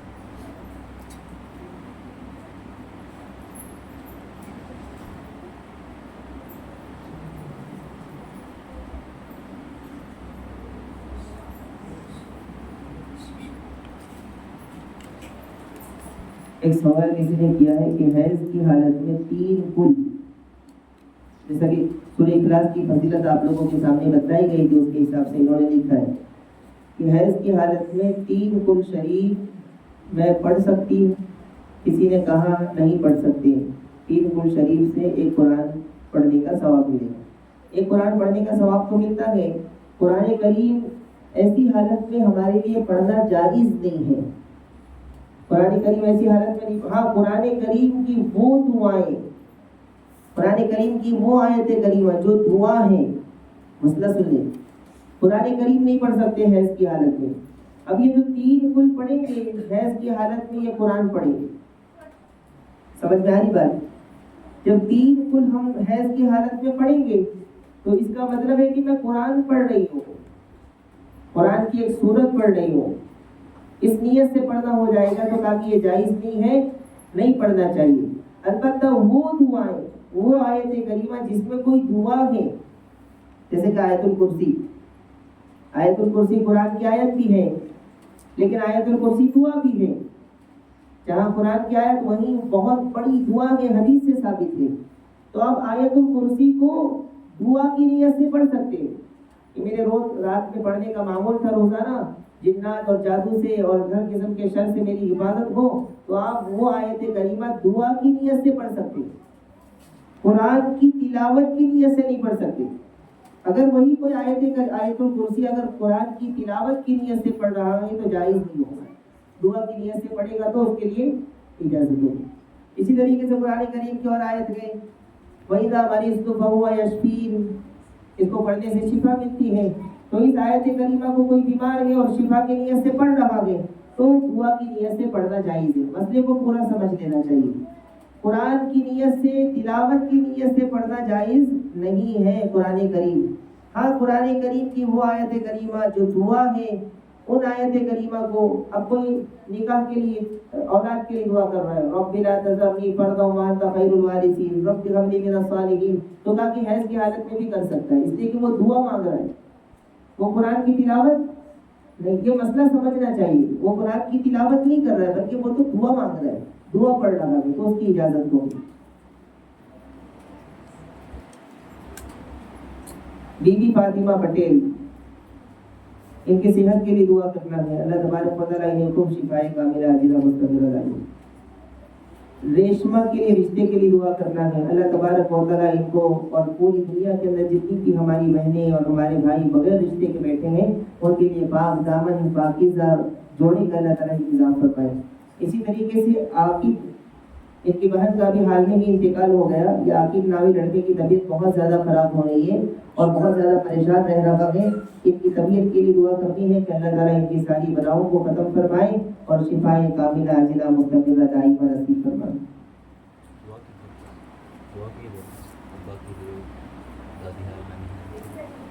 جس نے لکھا ہے کہ ہمارے ابا کے لیے، دادی کے لیے اور نانی کے لیے، ان سب دریال اور نانیال والوں کے لیے، سب کے لیے دعا کرنا ہے، اللہ تعالیٰ ان کے پورے رشتہ داروں کی مغفرت فرمائے، اللہ تبارک و تعالیٰ سب کے درجات کو بلند فرمائے، اگر کوئی بیمار ہے تو سب کو شفائے کاملہ عاجلہ مستمرہ دائمہ نصیب فرمائے۔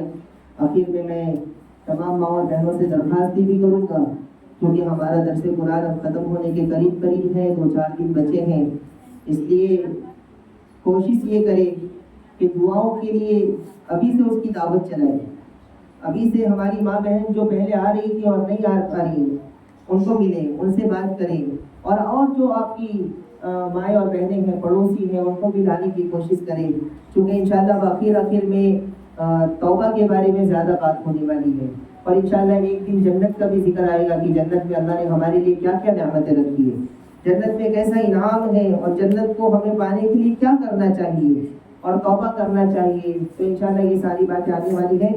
اس لیے تمام ماں اور بہنوں سے گزارش ہے کہ وہ بغیر کسی چھٹی کے، بغیر کسی ناغے کے درس قرآن میں حاضر ہو، اور انشاءاللہ 27 کو دعا ہوگی، تو دعاؤں کے لیے بھی خوب دعوت چلائیں، کوشش کریں، محنت کریں، اللہ تبارک و تعالیٰ انشاءاللہ دعا کرنے والے کی توبہ پر آپ کے لیے جنت کے فیصلے فرمائیں گے۔ دعا کریں۔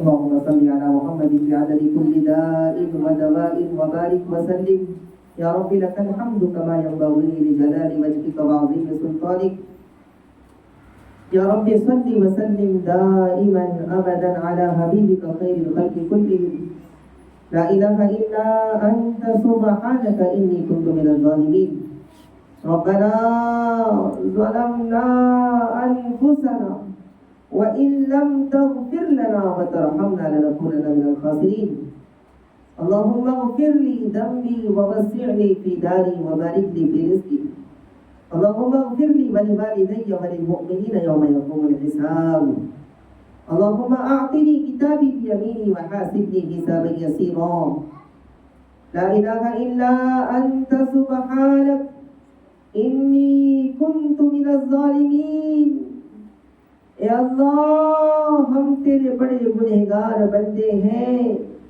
تیرے نافرمان بندے ہیں، تیرے گندے بندے ہیں، تیرے سڑے ہوئے بندے ہیں، اے اللہ حق تو یہ تھا کہ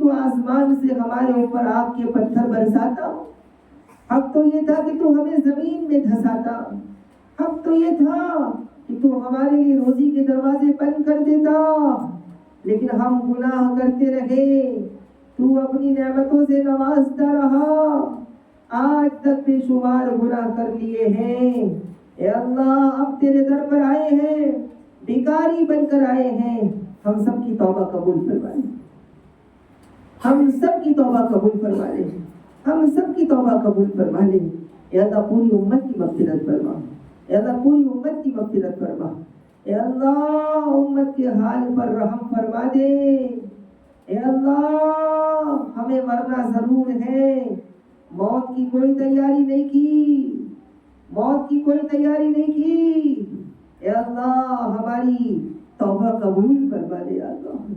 تو نے معاف نہیں کیا تو کہاں جائیں گے؟ کون ہمارا حال پوچھنے والا ہے؟ تیرے سوا کون رحم کرنے والا ہے؟ اے اللہ، یہ دنیا کی گرمی برداشت نہیں ہو رہی ہے، قبر کی گرمی کو کون برداشت کرے گا؟ جہنم کی گرمی کو کون برداشت کر پائے گا؟ اے اللہ معاف فرما دے.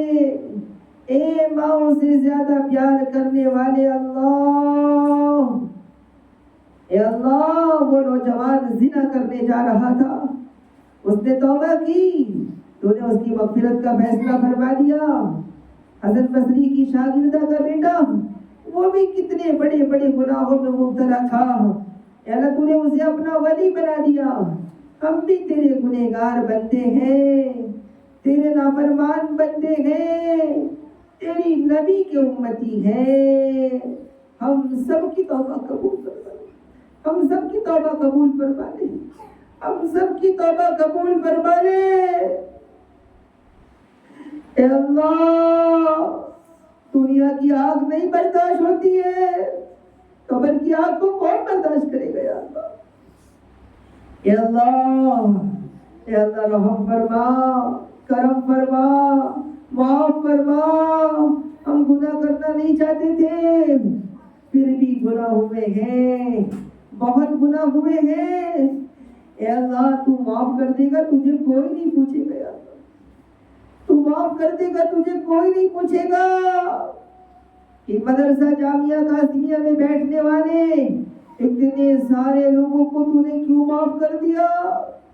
تجھے کوئی نہیں پوچھے گا میرے اللہ. ہماری توبہ قبول فرما لے، ہماری توبہ قبول فرما لے، ہماری توبہ قبول فرما لے. اے اللہ، یہ ہماری مائیں اور بہنیں اپنے گھروں کو چھوڑ کر کے روز آ رہی ہیں، فکروں کے ساتھ آتی ہیں، ادب سے محبت سے بیٹھ کر تیرا درس سنتی ہے. اے اللہ ان کے درجات کو بلند فرما دے.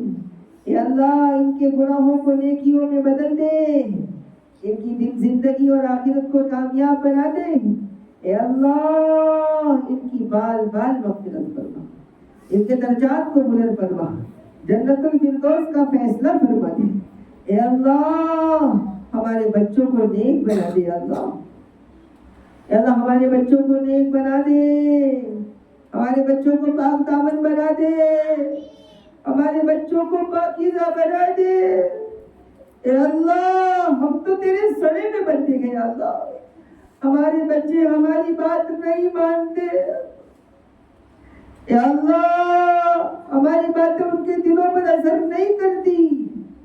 اے اللہ ان کے دلوں کو بدل دے، ان کے دلوں کو بدل دے، ان کے دلوں میں تیری محبت پیدا فرما دے. اے اللہ میرے گناہوں کا اثر میرے بچے پر نہ ڈال. اے اللہ ہم تو تیرے نافرمان ہیں، ہمارے بچوں کو فرما بردار بنا دے.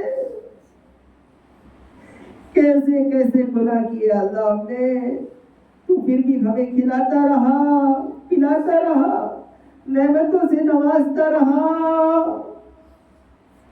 اے ماؤں سے زیادہ پیار کرنے والے اللہ، ہمارے بچوں کو حافظ قرآن بنا دے، حافظ قرآن بنا دے.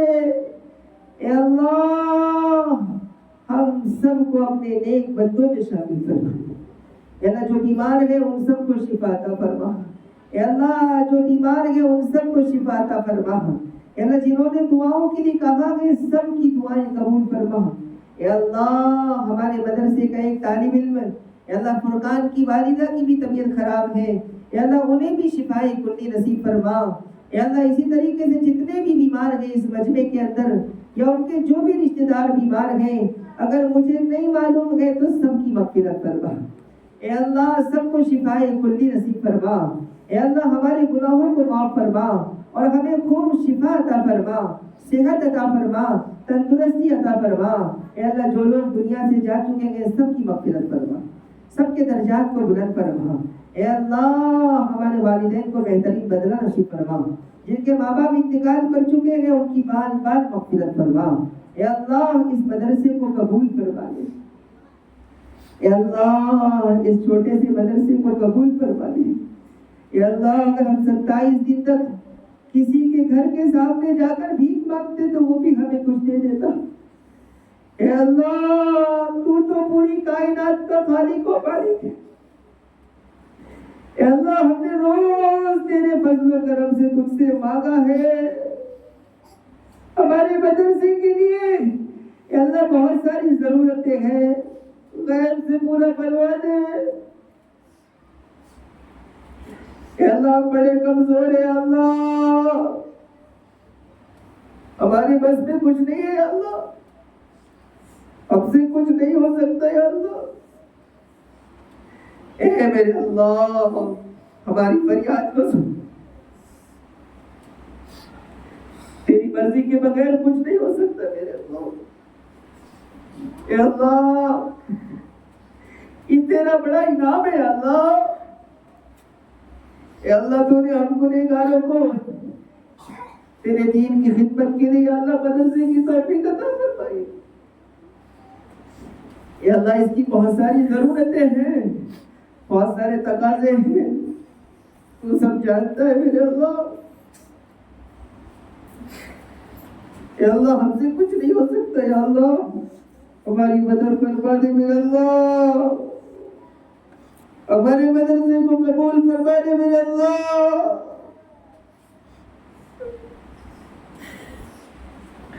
میں تیرا سڑا ہوا بندہ ہوں یا اللہ,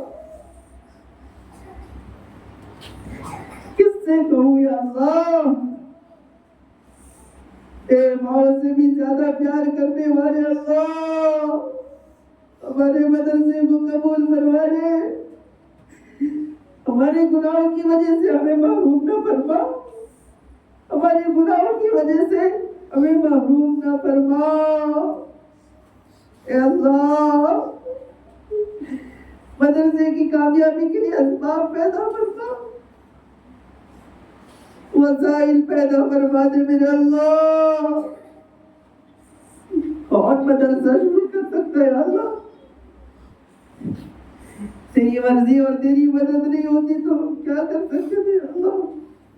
اے اللہ قبول فرما, قبول فرما لے میرے اللہ, قبول فرما لے میرے اللہ. غیب سے مدد فرما دے میرے اللہ. تو نے ہی دل میں ڈالا. اے اللہ ہم نے تیرے نام پر شروع کیا, اے اللہ تیرے نام پر شروع کیا. تو ہی ہماری مدد کرنے والا ہے, تو ہی ہماری مدد کرنے والا ہے. ایک چھوٹا سا پودا ہے اللہ, اس کو بڑا درخت بنا دے, بڑا درخت بنا یا اللہ. اے اللہ 27 دن کوئی کسی کے گھر میں جا کر مانگتا تو وہ بھی اسے دے دیتا ہے اللہ. اے پوری کائنات کا خالق و مالک ہماری فریاد سن لے, ہمارے مدرسے کو قبول فرما لے. یہاں پڑھنے والوں کو قبول فرما, پڑھانے والوں کو قبول فرما.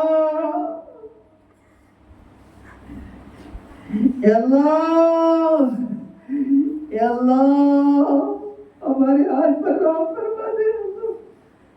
کسی کو کیا معلوم کہ مدرسہ کیسے چل رہا ہے. اے اللہ لوگوں نے ہمارے اوپر الزامات لگائے, تہمتیں لگائی. اے اللہ برا بھلا کہا, سازشیں کرنے والوں نے سازشیں کی. اے اللہ سب کو تیرے حوالے کر دیا. اے اللہ سب کو تیرے حوالے کر دیا. آج بھی کانوں میں بات آتی ہے, بہت تکلیف ہوتی ہے اللہ. اے اللہ سب تیرے حوالے. اللہ تیرے نبی کو بھی لوگوں نے ستایا, آج تیرے نبی کے وارث کو بھی اگر کوئی ستا رہے تو تو اس کے لیے کافی ہے. اے اللہ ہمارے حال پر رحم فرما دے. عزت دینے والا تو تو ہے, عزت اور کامیابی تیرے قبضے میں اللہ. اب تو پہلے سے ہی کرتے ہیں اللہ, بس ہمیں قبول فرما لے. دنیا کیا کہتی ہے مجھے نہیں معلوم, تو اپنا بنا لے, تو اپنا بنا لے اللہ. تو اپنا بنا لے اللہ، ہمیں غیروں کے حوالے نہ کر، ہمارے غیروں کے حوالے نہ کر اے اللہ۔ سارے حالات تجھے معلوم ہے، ایک ایک چیزوں کو تو جانتا ہے اللہ، کیسی کیسی لوگوں کی قربانی لگی اے اللہ، بہت سے لوگوں کی قربانی لگی ہے اے اللہ، تجھے سب معلوم ہے ہماری مدرسے کی حقیقت، بس غیب سے ہماری مدد فرما، قبول فرما لے، قبول فرما لے اے اللہ، مدرسے کو قبول فرما لے اے اللہ۔ جگہ کی بہت دقت ہو رہی ہے اے اللہ، تو نے بچوں کو بھیجا ہے، تو نے ہی یہاں پڑھنے والوں کے لیے فیصلے فرمائے ہیں، اور برکت عطا فرما، جگہ کا انتظام فرما، زمین کا انتظام فرما اے اللہ، ساری ضرورتوں کو غیب سے پورا فرما دے، ساری ضرورتوں کو غیب سے پورا فرما دے، یہاں پڑھنے والوں کو بہت زیادہ پاکیزہ بنا دے اے اللہ، ہماری ٹوٹی پھوٹی خدمات کو قبول فرما، ہم تو اس قابل نہ تھے کہ تیرے مدرسے کی خدمت کر سکے، تو نے قبول فرمایا ہے تو ہماری مدد بھی فرما دے اے اللہ، مخلص افراد عطا فرما دے، مخلص معاون عطا فرما دے اے اللہ، جنہوں نے ایک روپے کا بھی تعاون کیا ہے، تو اپنے خزانے سے اپنی شان کے مطابق انہیں بہترین بدلہ نصیب فرما، ان کے پورے خاندان کی مغفرت فرما دے اے اللہ، ہمارے مدرسے کی حفاظت فرما، ہمارے مدرسے کی حفاظت فرما، اس چھوٹے سے مدرسے کو پوری دنیا کے اندر دین کے پھیلنے کا ذریعہ بنا اے اللہ۔ کچھ لوگ ہمارے مدرسے کی بہت فکر کرتے ہیں اے اللہ، بہت کوششیں کرتے ہیں، بہت دعائیں کرتے ہیں اے اللہ، ان سب کو بہترین بدلہ نصیب فرما، ہمارے مدرسے سے محبت کرنے والوں کی مغفرت فرما، ساتھ دینے والوں کی مغفرت فرما اے اللہ، تعاون کرنے والوں کی مغفرت فرما، پڑھانے والوں کی مغفرت فرما اے اللہ، سب کو دنیا اور آخرت میں کامیابی نصیب فرما اے اللہ۔ بس اخیر میں دعا ہے کہ تو ہماری تمام دعاؤں کو قبول فرما، دل میں بہت ساری فریادیں ہیں، تو جانتا ہے اے اللہ، تمام دعائیں جو مانگے وہ بھی عطا فرما، جو مانگنے سے رہ گیا وہ سب اپنی شاید عطا فرما، صلی اللہ علیہ نبی کی لوٹی کی طرح۔